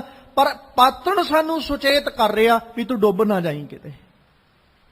ਹੁਣ ਬਾਬਾ ਫਰੀਦ ਜੀ ਕਹਿੰਦੇ ਫਿਰ ਮੈਂ ਨਾ ਪਾਤਣ ਨੂੰ ਆਪ ਹੀ ਕਹਿਤਾ ਵੀ ਪਾਤਣ हे ਮਲਾ ਤੂੰ ਮੇਰਾ ਬੇੜਾ ਆਪੇ ਹੀ ਸਾਂਭ ਲਾ, ਮੇਰੇ ਕੋਲੋਂ ਨਹੀਂ ਲੰਘਣਾ। ਜਦੋਂ ਕਿਤੇ ਸਿੱਧੀ ਗੱਡੀ ਚਲਾਉਣੀ ਹੋਵੇ ਫਿਰ ਤੇ ਅਣਜਾਣ ਬੰਦਾ ਵੀ ਤੋਰੀ ਜਾਂਦਾ ਹੈ। ਜਦੋਂ ਕਿਤੇ ਰਸ਼ ਵਿੱਚ ਡਰਾਈਵਿੰਗ ਕਰਨੀ ਹੋਵੇ ਜਾਂ ਕਿਤੇ ਔਖੀ ਮਾਰਗ ਔਖੇ ਰਸਤੇ ਤੇ ਡਰਾਈਵਿੰਗ ਕਰਨੀ ਹੋਵੇ, ਫਿਰ ਅਸੀਂ ਕਹਿੰਨੇ ਵੀ ਹੁਣ ਕੋਈ ਅਨੁਭਵੀ ਬੰਦਾ ਆਵੇ ਜਿਹੜਾ ਗੱਡੀ ਨੂੰ ਡਰਾਈਵ ਕਰੇ, ਜਿਹੜਾ ਆਸਾਨੀ ਨਾਲ ਗੱਡੀ ਚਲਾ ਸਕੇ, ਵੀ ਕੋਈ ਜਾਨੀ ਤੇ ਮਾਲੀ ਨੁਕਸਾਨ ਨਾ ਹੋਵੇ। ਫਿਰ ਉਹਨੂੰ ਫੜਾ ਦਿੱਤੀ ਜਾਂਦੀ ਹੈ, ਉਹ ਚਲਾਉਂਦਾ। ਫਿਰ ਕੋਈ ਚਿੰਤਾ ਨਹੀਂ ਹੁੰਦੀ, ਆਪਾਂ ਬੇਚਿੰਤ ਹੋ ਕੇ ਬਹਿ ਜੀਦਾ। ਕਿਉਂ? ਸਾਨੂੰ ਪਤਾ ਵੀ ਇਹਦੇ ਕੋਲ ਬੜਾ ਅਨੁਭਵ ਹੈ, ਇਹਨੇ ਚਲਾ ਹੀ ਲੈਣੀ ਹੈ। ਮਲਾਹ ਕਹਿ ਰਿਹਾ ਸੀ ਤੇਰਾ ਬੇੜਾ ਡੁੱਬ ਜਾਣਾ। ਬਾਬਾ ਫਰੀਦ ਜੀ ਕਹਿੰਦੇ ਆਪਾਂ ਚਿੰਤਾ ਹੀ ਮੁਕਾਤੀ। ਮਲਾਹ ਅੱਗੇ ਹੱਥ ਜੋੜੇ ਵੀ ਮੇਰਾ ਬੇੜਾ ਤੁਸੀਂ ਆਪ ਹੀ ਫੜ ਲਓ। ਤੇ ਹੁਣ ਕੀ ਹੋਇਆ? ਕਹਿੰਦੇ ਲੰਮੀ ਲੰਮੀ ਨਦੀ ਵਹੈ ਕੰਧੀ ਕੇਰੈ ਹੇਤ। ਹੁਣ ਦਰਿਆ ਜਿਹੜਾ ਨਾ, ਜੀਵਨ ਦੇ ਲੰਮੇ ਲੰਮੇ ਦਰਿਆ ਵਗ ਰਹੇ ਨੇ, ਜ਼ਿੰਦਗੀ ਦੇ ਲੰਮੇ ਲੰਮੇ ਦਰਿਆ ਵਗ ਰਹੇ, ਪਰ ਹੁਣ ਚਿੰਤਾ ਕੋਈ ਨਹੀਂ। ਬੇੜੇ ਨੂੰ ਕੱਪਰ ਕਿਆ ਕਰੇ? ਕਹਿੰਦੇ ਹੁਣ ਬੇੜੇ ਨੂੰ ਕੱਪਰ ਕੀ ਕਹਿ ਸਕਦਾ ਹੈ? ਹੁਣ ਲਹਿਰਾਂ ਬੇੜੇ ਦਾ ਕੀ ਵਿਗਾੜ ਲੈਣਗੀਆਂ? ਕਿਉਂਕਿ ਪਾਤਣ ਰਹਿ ਸੁਚੇਤ। ਮੇਰਾ ਮਲਾਹ ਬੜਾ ਅਨੁਭਵੀ ਹੈ। ਮੈਂ ਜਿਹਦੇ ਹੱਥ 'ਚ ਬੇੜਾ ਫੜਾਇਆ ਨਾ ਆਪਣਾ, ਜਾਂ ਇਉਂ ਕਹਿ ਲਈਏ ਵੀ ਮੈਂ ਜਿਹਦਾ ਪੱਲਾ ਫੜਿਆ, ਜਿਹਨੂੰ ਮੈਂ ਆਪਣੀ ਬਾਹ ਪਕੜਾ ਦਿੱਤੀ ਹੈ, ਜਿਹਦੀ ਸ਼ਰਨ ਵਿੱਚ ਮੈਂ ਚਲੇ ਗਿਆ, ਉਹ ਬੜਾ ਅਨੁਭਵੀ ਹੈ। ਤੇ ਇੰਨਾ ਕੁ ਅਨੁਭਵੀ ਹੈ, ਉਹ ਡੁੱਬਦੇ ਪੱਥਰ ਵੀ ਤਾਰ ਦਿੰਦਾ। ਭਾਵ ਪੱਥਰਾਂ ਵਰਗਾ ਜੀਵਨ ਵੀ ਜਿਹੜਾ ਨਾ, ਉਹ ਉਹਨੂੰ ਵੀ ਤਾਰਨ ਦੇ ਸਮਰੱਥ ਹੈ। ਉਹ ਇੰਨਾ ਕੁ ਸਮਰੱਥ ਹੈ ਕਿ ਜੇ ਮੈਂ ਆਪਣੀ ਬਾਹ ਉਹਨੂੰ ਪਕੜਾ ਦਿਆਂ, ਉਹਦਾ ਪੱਲਾ ਫੜ ਲਵਾਂ, ਉਹਦੀ ਸ਼ਰਨ ਵਿੱਚ ਚਲੇ ਜਾਵਾਂ, ਆਪਣਾ ਬੇੜਾ ਉਹਨੂੰ ਪਕੜਾ ਦਿਆਂ, ਤੇ ਉਹ ਇੰਨਾ ਕੁ ਸਮਰੱਥ ਹੈ ਕਿ ਉਹ ਡੁੱਬਦਿਆਂ ਹੋਇਆਂ ਨੂੰ ਵੀ ਤਾਰ ਦਿੰਦਾ ਹੈ। ਇੱਕ ਤੇ ਅਜੇ ਤੁਰਿਆ ਜਾਂਦਾ ਹੈ ਨਾ, ਇੱਕ ਤੇ ਅਜੇ ਤੈਰ ਰਿਹਾ ਬੇੜਾ, ਉਹ ਬੇੜਾ ਪਕੜਾ ਦਈਏ ਫਿਰ ਤੇ ਆਸਾਨ ਹੀ ਬਹੁਤ ਹੈ, ਮਲਾਹ ਨੇ ਕਿਨਾਰੇ ਤੇ ਲਾ ਦੇਣਾ। ਪਰ ਜੇ ਡੁੱਬਦਾ ਹੋਇਆ ਬੇੜਾ ਵੀ ਮੈਂ ਆਪਣੇ ਮਲਾਹ ਨੂੰ ਪਕੜਾ ਦਿਆਂ ਨਾ, ਜਿਹੜਾ ਪਾਤਣ ਮੈਨੂੰ ਰੋਜ਼ ਸੁਚੇਤ ਕਰ ਰਿਹਾ ਸੀ, ਉਹ ਡੁੱਬਦਿਆਂ ਨੂੰ ਵੀ ਪਾਰ ਲੰਘਾ ਦਿੰਦਾ ਹੈ। ਮਾਲਕ ਨੇ ਬਾਣੀ ਚ ਆਖਿਆ ਨਾ ਵੀ ਉਸ ਅਕਾਲ ਪੁਰਖ ਦਾ ਨਾਮ ਐਸਾ ਸਹਾਰਾ ਹੈ, ਡੁੱਬਤ ਕੋ ਜੈਸੇ ਬੇੜੀ ਮਿਲਤ। ਉਹਦਾ ਨਾਮ ਐਸਾ ਸਹਾਰਾ ਹੈ, ਬੂਝਤ ਦੀਪਕ ਮਿਲਤ ਤਿਲਤ, ਉਹਦਾ ਨਾਮ ਸਹਾਰਾ ਹੈ। ਉਹਦਾ ਨਾਮ ਐਸਾ ਸਹਾਰਾ ਹੈ ਜਿਵੇਂ ਅੰਨੇ ਦੇ ਹੱਥ ਵਿੱਚ ਫੜੀ ਹੋਈ ਟੋਹਣੀ ਹੈ, ਉਹ ਆਸਰਾ ਹੀ ਹੈ, ਸਹਾਰਾ ਹੀ ਹੈ। ਤੇ ਮੈਂ ਆਪਣੇ ਪਾਤਣ ਤੇ ਬੇਫਿਕਰ ਹੋ ਕੇ ਭਰੋਸਾ ਕਰ ਸਕਦਾ, ਅੱਖਾਂ ਬੰਦ ਕਰਕੇ ਮੈਂ ਆਪਣੇ ਪਾਤਣ ਤੇ ਵਿਸ਼ਵਾਸ ਕਰ ਸਕਦਾ, ਕਿਉਂਕਿ ਮੇਰਾ ਪਾਤਣ ਬੜਾ ਅਨੁਭਵੀ ਸੁਚੇਤ ਹੈ। ਹੁਣ ਮੇਰੀਆਂ ਜ਼ਿੰਦਗੀ ਦੀਆਂ ਜਿਹੜਾ ਦਰਿਆ, ਉਹਦੇ 'ਚ ਜਿੰਨੀਆਂ ਮਰਜ਼ੀ ਤੁਰੰਗਾਂ ਤੇ ਲਹਿਰਾਂ ਉੱਠਣ, ਨਾ ਤਰੰਗਾਂ ਦੀ ਕੋਈ ਚਿੰਤਾ ਤੇ ਨਾ ਲਹਿਰਾਂ ਦੀ ਕੋਈ ਚਿੰਤਾ। ਜਿੱਦਾਂ ਦਾ ਮਰਜ਼ੀ ਹੁਣ ਕੱਪਰ ਆ ਜਾਏ, ਮੈਨੂੰ ਕੋਈ ਕਿਸੇ ਪ੍ਰਕਾਰ ਦੀ ਫਿਕਰ ਨਹੀਂ, ਕਿਉਂਕਿ ਪਾਤਣ ਰਹਿ ਸੁਚੇਤ। ਮੇਰਾ ਪਾਤਣ ਬੜਾ ਸੁਚੇਤ ਹੈ। ਹੁਣ ਮੈਂ ਤੇ ਪਾਤਣ ਅੱਗੇ ਅਰਦਾਸ ਕਰਕੇ ਤੁਰਿਆ ਕਿ ਹੇ ਪਾਤਣ, ਹੇ ਮੇਰੇ ਮਲਾਹ, ਜੇ ਤਾਂ ਸਮੁੰਦ ਸਾਗਰ ਨੀਰ ਭਰਿਆ, ਤੇ ਔਗਣ ਹਮਾਰੇ, ਦਇਆ ਕਰੋ ਕਿਛ ਮਿਹਰ ਉਪਾਵੋ, ਡੁੱਬਦੇ ਪੱਥਰ ਤਾਰੇ। ਮੈਂ ਉਹਦੇ ਅੱਗੇ ਅਰਦਾਸ ਕਰਕੇ ਤੁਰਿਆ, ਉਹਦੇ ਅੱਗੇ ਮੈਂ ਅਰਜ਼ੋਈ ਕਰਕੇ ਤੁਰਿਆ ਕਿ ਮੈਨੂੰ ਤਾਰਨ ਵਾਲਾ ਹੁਣ ਤੂੰ ਹੀ ਹੈ, ਤੇ ਤੂੰ ਹੀ ਸਮਰੱਥ ਹੈ ਤਾਰਨ ਦੇ, ਤੇ ਮੈਨੂੰ ਤਾਰਨ ਹਾਰਿਆ। ਹੇ ਤਾਰਨ ਵਾਲਿਆ, ਮੈਨੂੰ ਆਪ ਕਿਰਪਾ ਕਰਕੇ ਹੁਣ ਤਾਰ ਲੈ। ਹੁਣ ਕੋਈ ਚਿੰਤਾ ਨਹੀਂ। ਚਿੰਤਾ ਉਨਾ ਚਿਰ ਹੀ ਸੀ ਜਿੰਨਾ ਚਿਰ ਬੇੜੀ ਮੇਰੇ ਮਨ ਕੋਲ ਸੀ। ਅੱਜ ਬੇੜੀ ਗੁਰੂ ਕੋਲ ਹੈ, ਅੱਜ ਕੋਈ ਚਿੰਤਾ ਨਹੀਂ। ਤੇ ਡੁੱਬਣ ਦਾ ਫਿਕਰ ਵੀ ਉਨਾ ਚਿਰ ਹੀ ਸੀ ਜਿੰਨਾ ਚਿਰ ਮਨ ਚਲਾ ਰਿਹਾ ਸੀ। ਹੁਣ ਚਿੰਤਾ ਗੁਰੂ ਦੀ ਹੈ, ਉਹਨੇ ਕਿੱਦਾਂ ਤਾਰਨਾ। ਗੱਲ ਤੇ ਕਿਨਾਰੇ ਤੇ ਜਾਣ ਦੀ ਹੈ ਨਾ, ਗੱਲ ਤੇ ਪਾਰ ਲੰਘਣ ਦੀ ਹੈ। ਪਾਰ ਕਿਵੇਂ ਲੰਘਣਾ ਤੇ ਕਿਵੇਂ ਲੰਘਾਉਣਾ, ਇਹ ਹੁਣ ਚਿੰਤਾ ਗੁਰੂ ਦੀ ਹੈ। ਆਪਾਂ ਤੇ ਆਪਣਾ ਆਪਾਂ ਗੁਰੂ ਨੂੰ ਸੌਂਪ ਦਿੱਤਾ ਹੈ। ਬਾਬਾ ਫਰੀਦ ਜੀ ਦਾ ਅੱਜ ਦਾ ਜੋ ਦੂਜਾ ਸ਼ਲੋਕ ਉਹਨਾਂ ਬਖਸ਼ਿਸ਼ ਕੀਤਾ ਉਹਦੇ ਚ ਸਮਝਾਇਆ ਤੇ ਇਹੀ ਹੈ ਨਾ ਵੀ ਲੰਮੀ ਲੰਮੀ ਨਦੀ ਵਹੈ ਕੰਦੀ ਕੇ ਰਹਿ ਹੇਤ, ਬੇੜੇ ਨੂੰ ਕੱਪਰ ਕਿਆ ਕਰੇ ਜੇ ਪਾਤਨ ਰਹੇ ਸੁਚੇਤ। ਇੱਕ ਬੱਸ ਚਲਾਉਣ ਵਾਲਾ ਕੱਲੀ ਆਪਣੀ ਜਾਨ ਦੀ ਪ੍ਰਵਾਹ ਕਰਕੇ ਨਹੀਂ ਤੁਰਦਾ, ਉਹਨੂੰ ਪਿੱਛੇ ਬੈਠੀਆਂ 50 ਸਵਾਰੀਆਂ ਦਾ ਵੀ ਖਿਆਲ ਰੱਖਣਾ ਪੈਂਦਾ ਹੈ। ਤੇ ਜੇ ਕਿਤੇ ਅਣਸੁਖਾਵੀ ਘਟਨਾ ਵਾਪਰੇ ਤੇ ਡਰਾਈਵਰ ਦੀ ਕੋਸ਼ਿਸ਼ ਇਹ ਹੁੰਦੀ ਵੀ ਮੈਂ ਉਹਦੇ ਵਿੱਚ ਕਿਸੇ ਦਾ ਜਾਨੀ ਨੁਕਸਾਨ ਨਾ ਹੋਵੇ। ਉਹ ਬਾਤ ਵੱਖਰੀ ਵੀ ਕੋਈ ਘਟਨਾ ਹੀ ਇਦਾਂ ਦੀ ਵਾਪਰ ਜਾਏ ਕਿ ਉਹਦਾ ਵੱਸ ਵੀ ਨਾ ਚੱਲੇ, ਉਹਦਾ ਜ਼ੋਰ ਵੀ ਨਾ ਚੱਲੇ, ਪਰ ਜ਼ਿਆਦਾਤਰ ਡਰਾਈਵਰ ਦੀ ਕੋਸ਼ਿਸ਼ ਇਹ ਹੁੰਦੀ ਵੀ ਕੋਈ ਅਣਸੁਖਾਵੀ ਘਟਨਾ ਦੇ ਵਿੱਚ ਕਿਸੇ ਦਾ ਜਾਨੀ ਨੁਕਸਾਨ ਨਾ ਹੋਵੇ, ਵੀ ਮੈਂ ਇਹਨਾਂ ਦੀ ਮੰਜ਼ਿਲ ਤੱਕ ਪਹੁੰਚਾਉਣਾ ਹੈ। ਪਾਇਲਟ ਵੀ ਇਸੇ ਤਰ੍ਹਾਂ ਹੀ ਕਰਦਾ। ਹਵਾ ਵਿੱਚ ਉੱਡਦਾ ਜਹਾਜ਼ ਕਿਤੇ ਕ੍ਰੈਸ਼ ਹੋ ਜਾਏ ਤੇ ਉਹਦੀ ਕਿੰਨੀ ਕੋਸ਼ਿਸ਼ ਹੁੰਦੀ ਹੈ ਵੀ ਹੁਣ ਆ ਜਿਹੜੀ ਅਣਸੁਖਾਵੀ ਘਟਨਾ ਵਾਪਰੀ ਹੈ, ਐਰੋਪਲੇਨ ਜਾਂ ਜਹਾਜ਼ ਜਿਹੜਾ ਇਹ ਕ੍ਰੈਸ਼ ਹੋ ਰਿਹਾ ਹੈ, ਤੇ ਮੈਂ ਕਿਸ ਤਰੀਕੇ ਨਾਲ ਇਹਨੂੰ ਪਾਸੇ ਲਾਉਣਾ, ਕਿਨਾਰੇ ਲਾਉਣਾ, ਕਿੱਦਾਂ ਕਿੱਥੇ ਮੈਂ ਇਹਨੂੰ ਲੈਂਡ ਕਰਨਾ ਤਾਂ ਜੋ ਕਿਸੇ ਵੀ ਬੈਠੇ ਹੋਏ ਯਾਤਰੀ ਦਾ ਨੁਕਸਾਨ ਨਾ ਹੋਵੇ। ਕਿੱਡਾ ਸੁਚੇਤ ਹੈ ਉਹ। ਸਮੁੰਦਰ ਵਿੱਚ ਬੇੜਾ ਚਲਾਉਣ ਵਾਲਾ ਮਲਾਹ ਵੀ ਇਸੇ ਤਰ੍ਹਾਂ ਹੀ ਕਰਦਾ। ਸਮੁੰਦਰ 'ਚ ਲਹਿਰਾਂ ਉੱਠ ਪੈਣ ਤੇ ਉਹਦੀ ਕੋਸ਼ਿਸ਼ ਕੀ ਹੁੰਦੀ ਵੀ ਮੇਰੇ ਭਰੋਸੇ ਦੇ ਉੱਤੇ ਇਸ ਸਮੁੰਦਰੀ ਜਹਾਜ਼ ਵਿੱਚ ਕਈ ਬੰਦੇ ਬੈਠੇ ਨੇ ਤੇ ਹੁਣ ਮੇਰਾ ਫਰਜ਼ ਇਹ ਬਣਦਾ ਹੈ ਕਿ ਮੈਂ ਉਹਨਾਂ ਨੂੰ ਕਿਸੇ ਨਾ ਕਿਸੇ ਤਰੀਕੇ ਕਿਸੇ ਕਿਨਾਰੇ ਤੇ ਲਾ ਦਾਂ ਕਿ ਕੋਈ ਜਾਨੀ ਨੁਕਸਾਨ ਨਾ ਹੋਵੇ। ਉਹ ਚਿੰਤਾ ਕਿਹਦੀ? ਮਲਾਹ ਦੀ ਬਣ ਗਈ, ਚਿੰਤਾ ਪਾਇਲਟ ਦੀ ਬਣ ਗਈ, ਚਿੰਤਾ ਡਰਾਈਵਰ ਦੀ ਬਣ ਗਈ। ਤੇ ਜੇ ਸਾਡੀ ਜ਼ਿੰਦਗੀ ਦਾ ਬੇੜਾ ਡੁੱਬ ਰਿਹਾ, ਅਸੀਂ ਗੁਰੂ ਮਲਾਹ ਨੂੰ ਸੌਂਪਤਾ, ਸਾਡੀ ਚਿੰਤਾ ਖਤਮ ਹੈ। ਹੁਣ ਚਿੰਤਾ ਕਿਹਦੀ ਬਣ ਗਈ? ਗੁਰੂ ਦੀ ਚਿੰਤਾ ਹੈ। ਉਹਨੇ ਕਿਵੇਂ ਸਾਨੂੰ ਕਿਨਾਰੇ ਤੇ ਲਾਉਣਾ ਤੇ ਕਿਵੇਂ ਸਾਡਾ ਨੁਕਸਾਨ ਹੋਣ ਤੋਂ ਬਚਾਉਣਾ ਹੈ, ਇਹ ਚਿੰਤਾ ਗੁਰੂ ਦੀ ਹੈ। ਇਸੇ ਕਰਕੇ ਸਤਿਗੁਰੂ ਜੀ ਨੇ ਬਾਣੀ ਦੇ ਵਿੱਚ ਆਖ ਦਿੱਤਾ ਸੀ, ਮਾਲਕ ਪਾਤਸ਼ਾਹ ਚਾਹੇ ਮੈਂ ਮਾੜਾ ਤੇ ਭਾਵੇਂ ਚੰਗਾ, ਪਰ ਹਾਂ ਹੁਣ ਤੇਰਾ ਤੇ ਆਖਿਆ ਵੀ ਤੇਰਾ ਹੀ ਜਾਣਾ। ਤੇ ਜੇ ਹੁਣ ਮੈਂ ਤੇਰਾ ਕਿਹਾ ਜਾਣਾ ਤੇ ਫਿਰ ਇੰਨਾ ਕੁ ਵੀ ਨਾਲ ਮੈਂ, ਮਾਲਕ ਨੇ ਬਕਾਇਦਾ ਬਾਣੀ ਚ ਆਖਿਆ, ਕਹਿੰਦੇ ਰੱਬਾ ਸਤਿਗੁਰਾ ਹੁਣ ਜੇ ਭੀਖ ਮੰਗਾਏਗਾ ਤਾਂ ਵੀ ਤੇਰਾ ਹੀ ਨਾ ਹੋਣਾ, ਤੇ ਜੇ ਰਾਜਾ ਬਣਾ ਦੇਗਾ ਤਾਂ ਵੀ ਤੇਰਾ ਹੀ ਹੈ। ਹੁਣ ਇਹ ਨਹੀਂ ਵੀ ਭੀਖ ਮੰਗਣ ਲੱਗਾ ਤੇ ਲੋਕੀ ਮੈਨੂੰ ਕਹਿਣਗੇ, ਜੇ ਮੈਂ ਰਾਜਾ ਬਣ ਜਾ ਤੇ ਲੋਕੀ ਫਿਰ ਮੈਨੂੰ ਕਹਿਣਗੇ। ਨਹੀਂ, ਜੇ ਭੀਖ ਮੰਗਣ ਲਾ ਦੇਗਾ ਤਾਂ ਵੀ ਤੇਰਾ ਹੀ ਨਾਂ ਵੱਜਣਾ ਵੀ ਆਹੀ ਭਗਤ ਬਣਿਆ ਸੀ ਨਾ ਰੱਬ ਦਾ। ਆ ਵੇਖ ਲਓ ਰੱਬ ਦੀ ਭਗਤੀ ਕਰਕੇ ਕੀ ਨਤੀਜਾ ਮਿਲਿਆ। ਤੇ ਜੇ ਮੈਂ ਰਾਜਾ ਬਣ ਗਿਆ ਤੇ ਫਿਰ ਲੋਕੀ ਇਹ ਕਹਿਣਗੇ ਵੀ ਜਿੱਦਣ ਦਾ ਇਹ ਰੱਬ ਕਰਨ ਲੱਗਿਆ, ਰੱਬ ਨੂੰ ਚੇਤੇ ਕਰਨ ਲੱਗਾ, ਉਦਣ ਦੇ ਇਹਦੇ ਦਿਨ ਬਦਲ ਗਏ, ਉਦਣ ਦਾ ਰੱਬ ਨੇ ਇਹਦਾ ਜੀਵਨ ਬਦਲ ਕੇ ਰੱਖਤਾ, ਫਿਰ ਵੀ ਰੱਬ ਦਾ ਹੀ ਨਾਂ ਆਉਣਾ।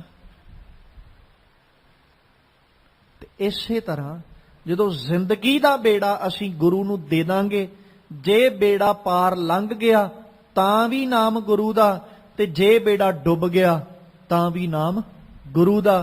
ਤੇ ਫਿਰ ਗੁਰੂ ਕੀ ਕਰਦਾ? ਆਪ ਬੜਾ ਚਿੰਤਾਤੁਰ ਹੋ ਕਰਕੇ ਸਾਡੇ ਬੇੜੇ ਨੂੰ ਬੜੀ ਸੁਚੇਤਤਾ ਦੇ ਨਾਲ, ਸਾਡੇ ਇਸ ਜੀਵਨ ਰੂਪੀ ਬੇੜੇ ਨੂੰ ਕਿਨਾਰੇ ਦੇ ਉੱਤੇ ਲਾਉਂਦਾ ਤੇ ਸਾਨੂੰ ਡੁੱਬਦਿਆਂ ਨੂੰ ਰੱਖ ਲੈਂਦਾ ਹੈ। ਤੇ ਬਾਬਾ ਫਰੀਦ ਜੀ ਨੇ ਆਖਿਆ, ਕਹਿੰਦੇ ਉਦੋਂ ਕੱਪਰ ਬੇੜੇ ਦਾ ਕੁਛ ਨਹੀਂ ਵਿਗਾੜ ਸਕਦਾ ਜਦੋਂ ਪਾਤਣ ਸੁਚੇਤ ਹੋ ਜਾਵੇ। ਫਰੀਦਾ ਗਲੀ ਸੋ ਸੱਜਣ ਵੀਹੀ, ਇੱਕ ਟੁਨਿੰਦੀ ਨਾ ਲਹਾ, ਤੁਖਾਂ ਜਿਉ ਮਾਲੀ, ਕਾਰਨ ਤਿਨਾ ਮਾਂ ਪਿਰੀ।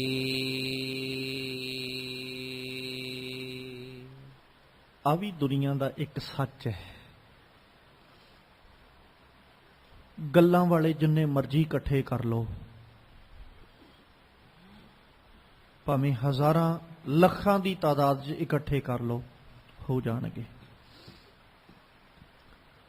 ਪਰ ਇੰਨਾ ਕੁ ਖਿਆਲ ਕਰਿਓ, ਉਹ ਇਕੱਠ ਨੂੰ ਲੈ ਕਰਕੇ ਗੁਰੂ ਤੇਗ ਬਹਾਦਰ ਸਾਹਿਬ ਦਾ ਪਾਵਨ ਬਚਨ ਹੈ, ਸੁਖ ਮੈਂ ਬਹੁ ਸੰਗੀ ਪਏ,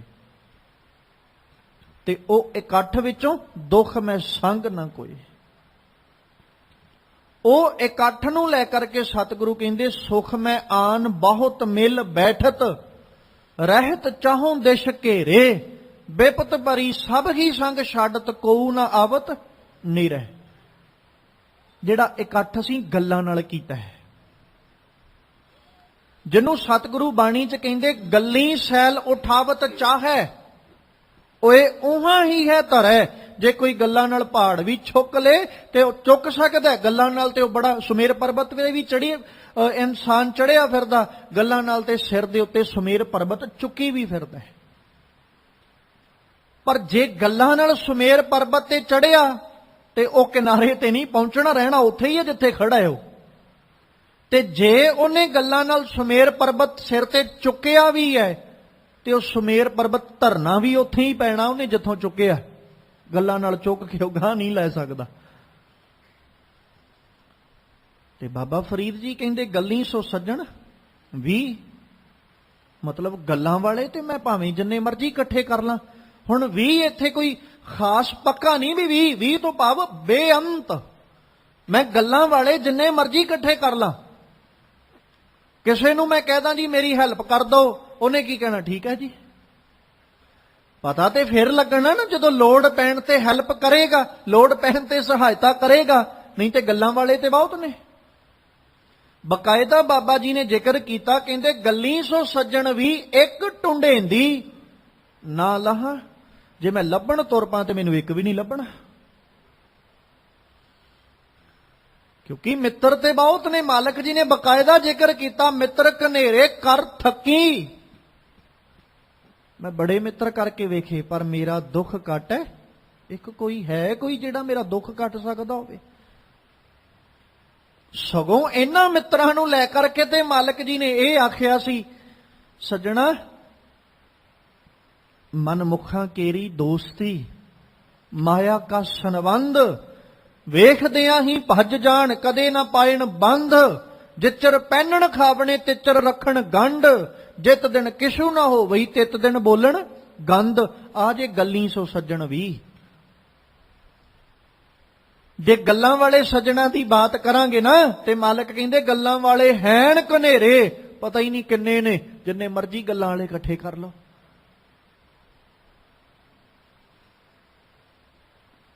ਗੱਲਾਂ ਦੇ ਨਾਲ ਤੇ ਇਨਸਾਨ ਬੈਠਾ ਬੈਠਾ ਬਾਦਸ਼ਾਹ ਬਣ ਜਾਂਦਾ ਹੈ,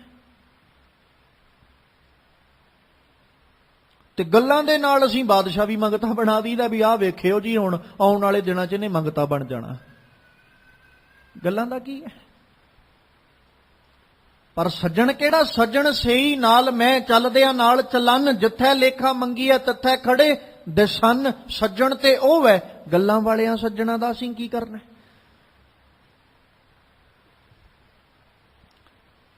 ਗੱਲਾਂ ਵਾਲੇ ਸੱਜਣਾ ਨੂੰ ਲੈ ਕਰਕੇ ਤੇ ਸਤਿਗੁਰੂ ਪਤਾ ਕੀ ਕਹਿੰਦੇ, ਮਨਮੁਖ ਸਿਉ ਕਰ ਦੋਸਤੀ, ਸੁਖ ਕੇ ਪੁੱਛੈ ਮਿੱਤ। ਆ ਗੱਲਾਂ ਵਾਲੇ ਸੱਜਣਾ ਦੀ ਦੋਸਤੀ ਦੇ ਹਾਲਾਤ ਨੇ। ਤੇ ਤੈਨੂੰ ਕੀ ਕਹਿਣਾ ਮੈਂ, ਤੂੰ ਜੇ ਮਿੱਤਰ ਬਣਾਉਣਾ ਤੇ ਫਿਰ ਕਿਹੜਾ ਬਣਾਈ? ਗੁਰਮੁਖ ਸਿਉ ਕਰ ਦੋਸਤੀ, ਸਤਿਗੁਰ ਸਿਉ ਲਾਏ ਚਿੱਤ। ਆਹ ਮਿੱਤਰ ਬਣਾ।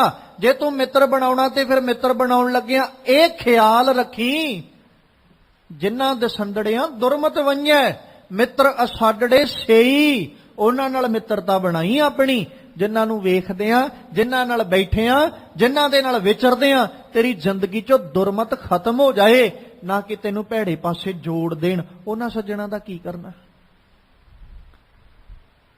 ਬਾਤ ਗੱਲਾਂ ਦੀ ਨਹੀਂ। ਗੱਲਾਂ ਨਾਲ ਤੇ ਕਿਸੇ ਪ੍ਰਕਾਰ ਵੀ ਕਿਸੇ ਨੂੰ ਵੀ ਅਸੀਂ ਆਖ ਸਕਦੇ ਹਾਂ ਸਾਡਾ ਮਿੱਤਰ ਹੈ ਜੀ। ਇੱਕ ਵਾਰੀ ਆ ਕੇ ਕੋਈ ਸਾਡੇ ਸੰਗ ਖੜੋ ਜਾਏ, ਸਾਡੇ ਨਾਲ ਬਹਿ ਜਾਏ, ਅਸੀਂ ਕਹਿ ਦਿੰਦੇ ਹਾਂ ਜੀ ਸਾਡਾ ਮਿੱਤਰ ਹੈ। ਸੱਜਣਾ ਪਤਾ ਉਦਣ ਲੱਗੇਗਾ ਜਿੱਦਣ ਕਿਸੇ ਮੁਸ਼ਕਲ ਵਿੱਚ ਅਗਲਾ ਤੇਰੇ ਸਾਥ ਆ ਕੇ ਖੜੋਵੇਗਾ ਵੀ ਆਹ ਲੈ ਭਾਈ ਤੂੰ ਮਿੱਤਰ ਆਖਦਾ ਸੀ, ਸੱਚਮੁੱਚ ਮੈਂ ਤੇਰਾ ਮਿੱਤਰ ਆ, ਤੇਰੇ ਮੁਸ਼ਕਲ ਸਮੇਂ ਵਿੱਚ ਵੀ ਤੇਰੇ ਨਾਲ ਖੜੋਤਾ। ਫਿਰ ਤੇ ਮਿੱਤਰ ਮੰਨੀਏ। ਪਰ ਜੇ ਤੇ ਸੰਸਾਰਕ ਮਿੱਤਰਾਂ ਦੀ ਗੱਲ ਕਰਾਂਗੇ ਤੇ ਫਿਰ ਕੋਈ ਟਾਵਾਂ ਹੀ ਹੈ, ਕੋਈ ਵਿਰਲਾ ਹੀ ਹੈ ਜਿਹੜਾ ਨਾਲ ਖੜੋਵੇ, ਨਹੀਂ ਤੇ ਇੱਕ ਗੁਰੂ ਹੀ ਜੇ ਜਿਹੜਾ ਮੁਸ਼ਕਲ ਸਮੇਂ ਵਿੱਚ ਵੀ ਨਾਲ ਖੜਾਉਂਦਾ ਹੈ। ਆ ਸੰਸਾਰਕ ਮਿੱਤਰ, ਗੱਲਾਂ ਵਾਲੇ ਮਿੱਤਰ ਤੇ ਉਹਨਾਂ ਚਿਰ ਹੀ ਹੈ ਜਿੰਨਾ ਕੁ ਚਿਰ ਸਾਡੀਆਂ ਜੇਬਾਂ ਵਿੱਚ ਕੁਝ ਦਿਸਦਾ ਹੈ। ਜਿੱਦਣ ਦਿਸਣਾ ਬੰਦ ਹੋ ਗਿਆ ਉਦਣ ਕਿਹੜੀ ਮਿੱਤਰਤਾ ਤੇ ਕਿਹੜਾ ਮਿੱਤਰ।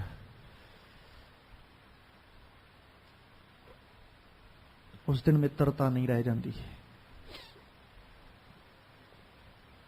ਤੇ ਸਤਿਗੁਰੂ ਜੀ ਨੇ ਨਾ ਇਸੇ ਕਰਕੇ ਸਾਨੂੰ ਬਾਣੀ ਰਾਹੀਂ ਉਪਦੇਸ਼ ਸਮਝਾਉਂਦਿਆਂ ਇਹ ਆਖਿਆ ਸੀ,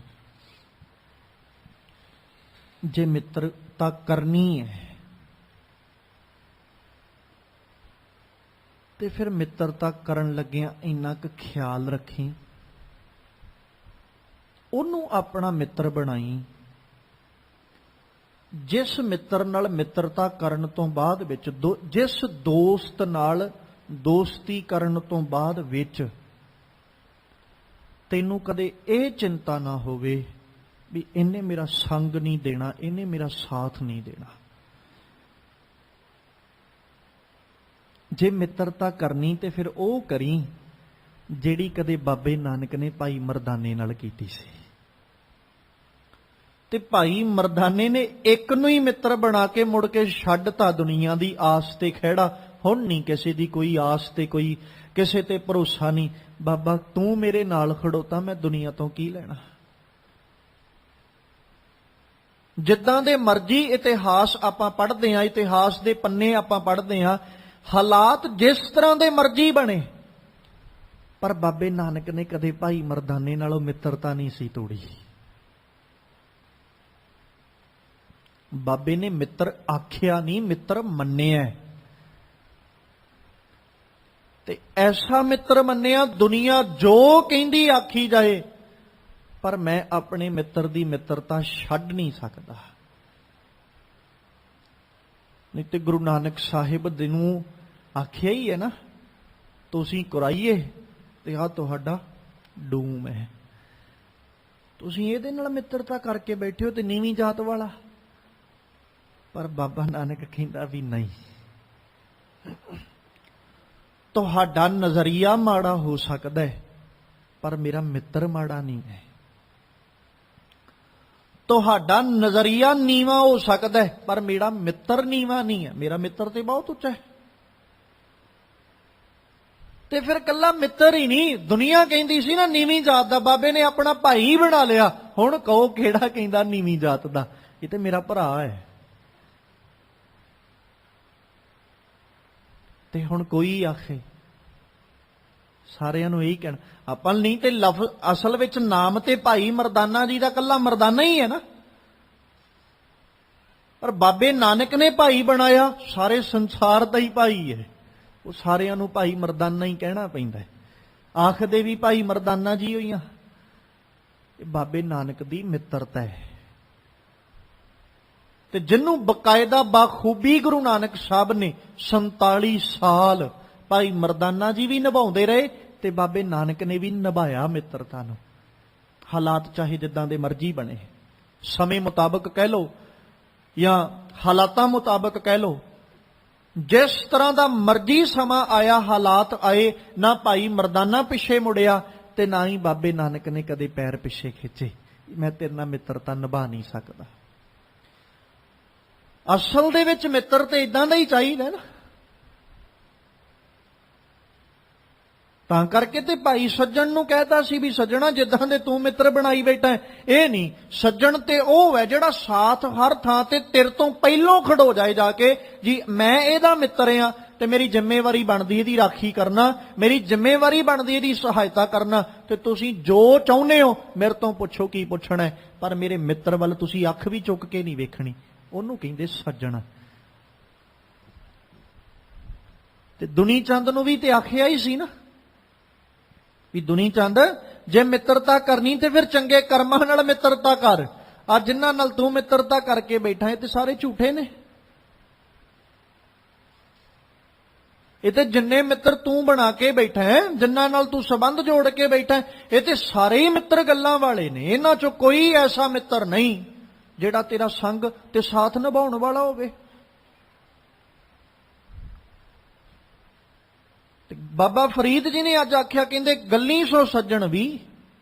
ਜਿੰਨੇ ਮਰਜੀ ਗੱਲਾਂ ਨੂੰ ਤੇ ਜਿੰਨੇ ਮਰਜੀ ਇਕੱਠੇ ਕਰ ਲਓ, ਗੱਲਾਂ ਨਾਲ ਕਿਸੇ ਨੂੰ ਜੋ ਮਰਜੀ ਦੇ ਦਿਓ, ਗੱਲਾਂ ਨਾਲ ਕਿਸੇ ਕੋਲੋਂ ਜੋ ਮਰਜੀ ਲੈ ਲਓ। ਨਾ ਗੱਲਾਂ ਨਾਲ ਦੇਣ ਵਾਲੇ ਦਾ ਕੁਝ ਗਿਆ, ਨਾ ਗੱਲਾਂ ਨਾਲ ਲੈਣ ਵਾਲੇ ਨੂੰ ਕੁਝ ਮਿਲਿਆ। ਪਤਾ ਤੇ ਫੇਰ ਲੱਗੇ ਨਾ ਵੀ ਗੱਲ ਕਰਨ ਦੀ ਬਜਾਏ, ਗੱਲਾਂ ਨਾਲ ਦੇਣ ਦੀ ਬਜਾਏ ਅਸੀਂ ਦੇਈਏ ਵੀ ਆਹ ਲਓ ਜੀ, ਫਿਰ ਲੈਣ ਵਾਲੇ ਨੂੰ ਵੀ ਪਤਾ ਲੱਗੇ ਮਿਲਿਆ ਤੇ ਦੇਣ ਵਾਲੇ ਨੂੰ ਪਤਾ ਲੱਗੇ ਵੀ ਮੈਂ ਦਿੱਤਾ ਹੈ। ਗੱਲਾਂ ਨਾਲ ਕੀ ਹੈ? ਤੇ ਗੱਲਾਂ ਨਾਲ ਜੇ ਮਿੱਤਰਤਾ ਦੀ ਗੱਲ ਕਰਾਂਗੇ ਤੇ ਉਹ ਤੇ ਭਾਵੇਂ ਸਾਰੀ ਦੁਨੀਆ ਨੂੰ ਹੀ ਮਿੱਤਰ ਬਣਾ ਲਓ ਗੱਲਾਂ ਨਾਲ, ਕਿਸੇ ਨੇ ਮਨਾ ਨਹੀਂ ਕਰਨਾ ਵੀ ਤੂੰ ਮੇਰੇ ਨਾਲ ਮਿੱਤਰਤਾ ਕਿਉਂ ਕਰਨੀ ਹੈ। ਪਰ ਬਾਤ ਉਦਣ ਪਤਾ ਲੱਗੇਗੀ ਜਿੱਦਣ ਢੂੰਡਣ ਲੱਗੇਗਾ, ਜਿੱਦਣ ਅਸਲ ਵਿੱਚ ਮਿੱਤਰਤਾ ਨਿਭਾਉਣ ਦੀ ਵਾਰੀ ਆਏਗੀ। ਜਿਹੜਾ ਤੇਰੇ ਸੰਗ ਖੜੋਏਗਾ ਸੱਜਣਾ, ਮਿੱਤਰ ਤੇ ਉਹੀ ਹੋਣਾ ਹੈ ਤੇ ਮਿੱਤਰਤਾ ਵੀ ਉਸੇ ਦੀ ਹੋਣੀ ਹੈ। ਤੇ ਖਿਆਲ ਕਰੀ, ਬਾਬਾ ਫਰੀਦ ਜੀ ਕਹਿੰਦੇ, ਇੱਕ ਟੁੰਡੇਂਦੀ ਨਾ ਲਾਹਾਂ, ਮੈਨੂੰ ਇੱਕ ਵੀ ਜਦੋਂ ਮੈਂ ਲੱਭਿਆ ਨਹੀਂ ਮਿਲਿਆ, ਧੁਖਾਂ ਜਿਉਂ ਮਾਲੀ। ਹੁਣ ਮੈਂ ਧੁਖ ਰਹੀ ਹਾਂ, ਅੰਦਰੋਂ ਅੰਦਰ ਸੜ ਰਹੀ ਹਾਂ। ਕਿੱਦਾਂ ਸੜ ਰਹੀ ਹਾਂ? ਜਿਵੇਂ ਮਾਲੀ ਸੁੱਕਿਆ ਹੋਇਆ ਗੋਹਾ, ਜਿਹਨੂੰ ਆਪਾਂ ਪਾਥੀ ਕਹਿ ਸਕਦੇ ਹਾਂ, ਉਦਾਂ ਧੁਖ ਰਹੀ ਉਹ ਅੰਦਰੋਂ ਅੰਦਰ, ਕੋਲਿਆਂ ਵਾਂਗੂ ਅੰਦਰੋਂ ਅੰਦਰ ਮੱਚ ਰਹੀ। ਕਾਰਨ ਤਿੰਨਾ ਮਾਂ ਪੀਰੀ, ਉਹਨਾਂ ਆਪਣੇ ਉਸ ਚੰਗੇ ਮਿੱਤਰ ਲਈ। ਕਿਉਂਕਿ ਜਦੋਂ ਆਪਾਂ ਕਿਸੇ ਨਾਲ ਮਿੱਤਰਤਾ ਪਾਉਂਦੇ ਆ ਜਾਂ ਸਾਡੀ ਮਿੱਤਰਤਾ ਬਣਦੀ ਹੈ, ਉਸ ਮਿੱਤਰ ਨੂੰ ਲੈ ਕੇ ਕਈ ਤਰ੍ਹਾਂ ਦੀਆਂ ਆਸਾਵਾਂ ਸਾਡੇ ਮਨ 'ਚ ਆਪਣੇ ਆਪ ਹੀ ਬਣ ਜਾਂਦੀਆਂ। ਬਣਾਉਣੀਆਂ ਨਹੀਂ ਪੈਂਦੀਆਂ, ਆਪਣੇ ਆਪ ਹੀ ਬਣ ਜਾਂਦੀਆਂ। ਜਿਹੜੀ ਉਹਦੀ ਮਿੱਤਰਤਾ ਤੋਂ ਅਸੀਂ ਉਮੀਦਾਂ ਵੀ ਲਾ ਲਈਆਂ, ਪਰ ਜਦੋਂ ਉਹ ਮਿੱਤਰ ਉਸ ਉਮੀਦਾਂ ਤੇ ਖਰਾ ਨਾ ਉਤਰੇ ਤੇ ਮਿੱਤਰਤਾ ਨਾ ਨਿਭਾਵੇ, ਫਿਰ ਇੱਕ ਪਛਤਾਵਾ ਹੁੰਦਾ ਵੀ ਮੈਂ ਮਿੱਤਰ ਸਹੀ ਨਹੀਂ ਲੱਭਿਆ, ਮੇਰਾ ਮਿੱਤਰ ਠੀਕ ਨਹੀਂ ਸੀ, ਤੇ ਮਤਲਬ ਪ੍ਰਸਤ ਨਿਕਲਿਆ, ਮਤਲਬ ਖੋਰੀ ਨਿਕਲਿਆ। ਇਹ ਤੇ ਨਿੱਕੇ ਹੁੰਦਿਆਂ ਸਕੂਲ ਵਿੱਚ ਪੜ੍ਹਾਇਆ ਜਾਂਦਾ ਸੀ ਨਾ ਵੀ ਕਪਟੀ ਮਿੱਤਰਾਂ ਤੋਂ ਬਚੋ, ਮਤਲਬੀ ਮਿੱਤਰਾਂ ਤੋਂ ਬਚੋ। 2-3 ਘਟਨਾਵਾਂ ਐਸੀਆਂ ਕਹਾਣੀਆਂ ਜਿਹੜੀਆਂ ਆਪਾਂ ਨੂੰ ਨਿੱਕੇ ਹੁੰਦਿਆਂ ਕਹਾਣੀਆਂ ਸਕੂਲਾਂ ਵਿੱਚ ਪੜ੍ਹਾਈਆਂ ਜਾਂਦੀਆਂ ਸੀ। ਇੱਕ ਤੇ ਉਹ 2 ਮਿੱਤਰ ਜਿਹੜੇ ਭਾਲੂ ਆ ਜਾਂਦਾ ਤੇ ਉਹ ਇੱਕ ਤੇ ਰੁੱਖ ਤੇ ਚੜ ਜਾਂਦਾ, ਦੂਜਾ ਹੇਠਾਂ ਬੈਠਾ ਰਹਿ ਜਾਂਦਾ, ਉਹਨੂੰ ਚੜ੍ਹਨਾ ਨਹੀਂ ਸੀ ਆਉਂਦਾ। ਇੱਕ ਉਹ ਨੇ ਜਿਹੜੇ 4 ਮਿੱਤਰ ਨੌਕਰੀ ਲੱਭਣ ਲਈ ਜਾਂਦੇ, ਰਸਤੇ 'ਚ ਉਹਨਾਂ ਦੀ ਕਿਸੇ ਨਾ ਕਿਸੇ ਕਾਰਨ ਕਰਕੇ, ਮਤਲਬ ਕਰਕੇ, ਚਾਰੇ ਹੀ ਇੱਕ ਦੂਜੇ ਨੂੰ ਮਾਰ ਦਿੰਦੇ। ਤੇ ਨਤੀਜਾ ਤੇ ਇਹ ਹੀ ਹੈ ਨਾ ਵੀ ਉਹਨਾਂ ਦੀ ਮਿੱਤਰਤਾ ਤੋਂ ਅਸੀਂ ਆਪਣੇ ਆਪ ਨੂੰ ਬਚਾ ਕੇ ਰੱਖੀਏ ਜਿਹੜੀ ਕਪਟ ਨਾਲ ਭਰੀ ਹੋਈ ਹੈ। ਤੇ ਫਿਰ ਇੱਕੋ ਹੀ ਇੱਕ ਮਿੱਤਰ ਐਸਾ ਹੈ ਜਿਹਨੂੰ ਸਾਡੇ ਤੋਂ ਕੋਈ ਲਾਲਚ ਨਹੀਂ ਹੈ ਤੇ ਉਹ ਸਾਡੇ ਨਾਲ ਕਦੇ ਕਪਟ ਨਹੀਂ ਕਰੇਗਾ। ਉਹ ਹਰ ਜਗ੍ਹਾ ਤੇ ਸਾਡਾ ਸਾਥੀ ਤੇ ਸਾਡੇ ਨਾਲ ਖੜੋਵੇਗਾ ਤੇ ਕਦੇ ਉਹ ਸਮਾਂ ਆਉਣ ਤੇ ਆਪਣੇ ਕਦਮ ਪਿੱਛੇ ਨਹੀਂ ਖਿੱਚਦਾ। ਇਸ ਲਈ ਆਪਣੀ ਮਿੱਤਰਤਾ ਕਰਨ ਤੋਂ ਬਾਅਦ ਵਿੱਚ ਕੋਲਿਆਂ ਵਾਂਗੂ, ਸੁੱਕੇ ਗੋਹੇ ਵਾਂਗੂ ਧੁਖਣ ਦੀ ਬਜਾਏ ਮਿੱਤਰਤਾ ਹੀ ਉਹਨਾਂ ਨਾਲ ਕਰੀਏ ਜਿਨ੍ਹਾਂ ਨਾਲ ਕੀਤੀ ਮਿੱਤਰਤਾ ਸਾਨੂੰ ਸੁਖ, ਆਰਾਮ ਤੇ ਸਕੂਨ ਦੇਵੇ। ਜਿਹਨੂੰ ਸਤਿਗੁਰੂ ਪਾਤਸ਼ਾਹ ਜੀ ਨੇ ਅੱਜ ਬਾਣੀ ਰਾਹੀਂ ਸਾਨੂੰ ਸਮਝਾਇਆ, ਭਾਈ ਗੱਲਾਂ ਨਾਲ ਮਿੱਤਰਤਾ ਨਹੀਂ, ਮਿੱਤਰਤਾ ਤੇ ਉਦੋਂ ਹੈ ਜਦੋਂ ਕਿਤੇ ਲੋੜ ਪੈਣ ਦੇ ਉੱਤੇ ਕੋਈ ਮਿੱਤਰ ਨਾਲ ਖੜੋਵੇ, ਫਿਰ ਪਤਾ ਲੱਗਦਾ ਅਸਲ ਵਿੱਚ ਮਿੱਤਰਤਾ ਕਿਹਨੂੰ ਕਹਿੰਦੇ ਨੇ। ਗੁਰੂ ਕਿਤੇ ਰਹਿਮਤ ਕਰਨ, ਗੁਰੂ ਨੂੰ ਸਾਨੂੰ ਮਿੱਤਰ ਬਣਾਉਣ ਦੀ ਜਾਚ ਆ ਜਾਏ ਤੇ ਆਪਣੇ ਜੀਵਨਾਂ ਦਾ ਬੇੜਾ ਗੁਰੂ ਮਲਾਹ ਨੂੰ ਸੌਂਪਣ ਦੀ ਸਾਨੂੰ ਜਾਚ ਆ ਜਾਏ, ਤਾਂ ਜੋ ਜ਼ਿੰਦਗੀ ਦਾ ਬੇੜਾ ਸਾਡਾ ਪਾਰ ਲੰਘ ਜਾਏ ਤੇ ਗੁਰੂ ਦੀ ਮਿੱਤਰਤਾ ਹਰ ਜਗ੍ਹਾ ਦੇ ਉੱਤੇ ਲੇਖਾ ਦੇਣ ਨੂੰ ਗੁਰੂ ਆਪ ਖੜੋਵੇ। ਤੇ ਉਸੇ ਪਾਵਨ ਬਚਨ ਨੂੰ ਜਿਹਨੂੰ ਸਤਿਗੁਰੂ ਆਖਦੇ, ਸੱਜਣ ਸਹੀ ਨਾਲ ਮੈਂ ਚੱਲਦਿਆਂ ਨਾਲ ਚਲਨ, ਜਿੱਥੇ ਲੇਖਾ ਮੰਗੀ ਹੈ ਤਿੱਥੇ ਖੜੇ ਦਿਸਣ, ਉੱਥੇ ਸਿਰਫ ਇੱਕੋ ਹੀ ਨਜ਼ਰ ਆਉਣਾ ਜੀ, ਕੋਈ ਦੂਜਾ ਨਹੀਂ। ਕਿਉਂਕਿ ਉੱਥੇ ਤੇ ਜਹ ਮਾਤ ਪਿਤਾ ਸੁਤ ਮੀਤ ਨਾ ਭਾਈ, ਮਾਨੂਹਾ ਨਾਮ ਤੇਰੇ ਸੰਗ ਸਹਾਈ। ਜਹ ਮਹਾ ਭਿਆਨ ਦੂਤ ਜਮ ਦਲੈ, ਤਹ ਕੇਵਲ ਨਾਮ ਸੰਗ ਤੇਰੇ ਚੱਲੈ। ਜਹ ਮੁਸ਼ਕਲ ਹੋਵੇ ਅਤ ਭਾਰੀ, ਹਰ ਕੋ ਨਾਮ ਖਿਨ ਮਾਹੇ ਉਧਾਰੀ। ਸਤਿਗੁਰੂ ਅੱਗੇ ਅਰਦਾਸ ਬੇਨਤੀ ਜ਼ਰੂਰ ਕਰਦੇ ਰਿਹਾ ਕਰੋ, ਵਿਸਰ ਨਾਹੀ ਦਾਤਾਰ, ਵਿਸਰ ਨਾਹੀ ਦਾਤਾਰ।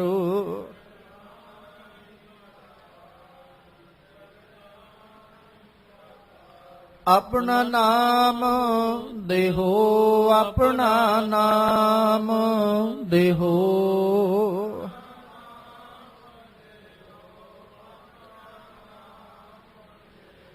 ਗੁਣ ਗਾਵਾਂ ਦਿਨ ਰਾਤ, ਗੁਣ ਗਾਵਾਂ ਦਿਨ ਰਾਤ।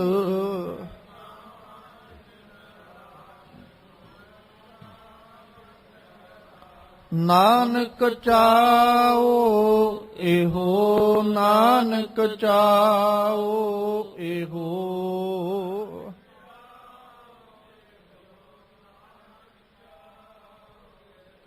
ਵਿਸਰ ਨਾਹੀ ਦਾਤਾਰ, ਵਿਸਰ ਨਾਹੀ ਦਾਤਾਰ।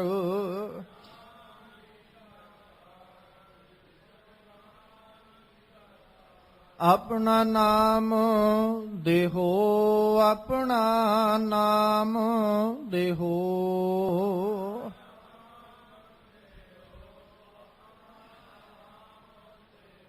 ਸਤਿਗੁਰੂ ਜੀ ਰਹਿਮਤ ਕਰਨ, ਸਾਡੇ ਸਭਨਾਂ ਦੀਆਂ ਝੋਲੀਆਂ ਆਪਣੇ ਨਾਮ ਦੀ ਦਾਤ ਗੁਰਸਿੱਖੀ ਜੀਵਨ ਨਾਲ ਭਰ ਦੇਣ, ਤਾਂ ਜੋ ਸਾਡੇ ਲੋਕ ਸੁਖੀਏ ਪਰਲੋਕ ਸੁਹੇਲੇ। ਨਾਨਕ ਹਰ ਪ੍ਰਭ ਆਪੇ ਮੇਲੇ, ਹੋਈਆਂ ਬੇਅੰਤ ਭੁੱਲਾਂ ਦੀ ਖਿਮਾ ਬਖਸ਼ਣੀ। ਆਓ ਸਤਿਗੁਰਾਂ ਦੀ ਪਾਵਨ ਬਚਨ ਆਪਣੇ ਹਿਰਦਿਆਂ ਵਿੱਚ ਵਸਾ ਲਈਏ। ਫਰੀਦਾ ਗਲੀ ਸੋ ਸੱਜਣ ਵੀਹੀ, ਇੱਕ ਟੁਡਿੰਦੀ ਨਾ ਲਹਾ। ਤੁਖਾਂ ਜਿਉ ਮਾਲੀ, ਕਾਰਣ ਤਿਨ੍ਹਾ ਮਾਂ ਪਿਰੀ। ਵਾਹਿਗੁਰੂ ਜੀ ਕਾ ਖਾਲਸਾ, ਵਾਹਿਗੁਰੂ ਜੀ ਕੀ ਫਤਿਹ।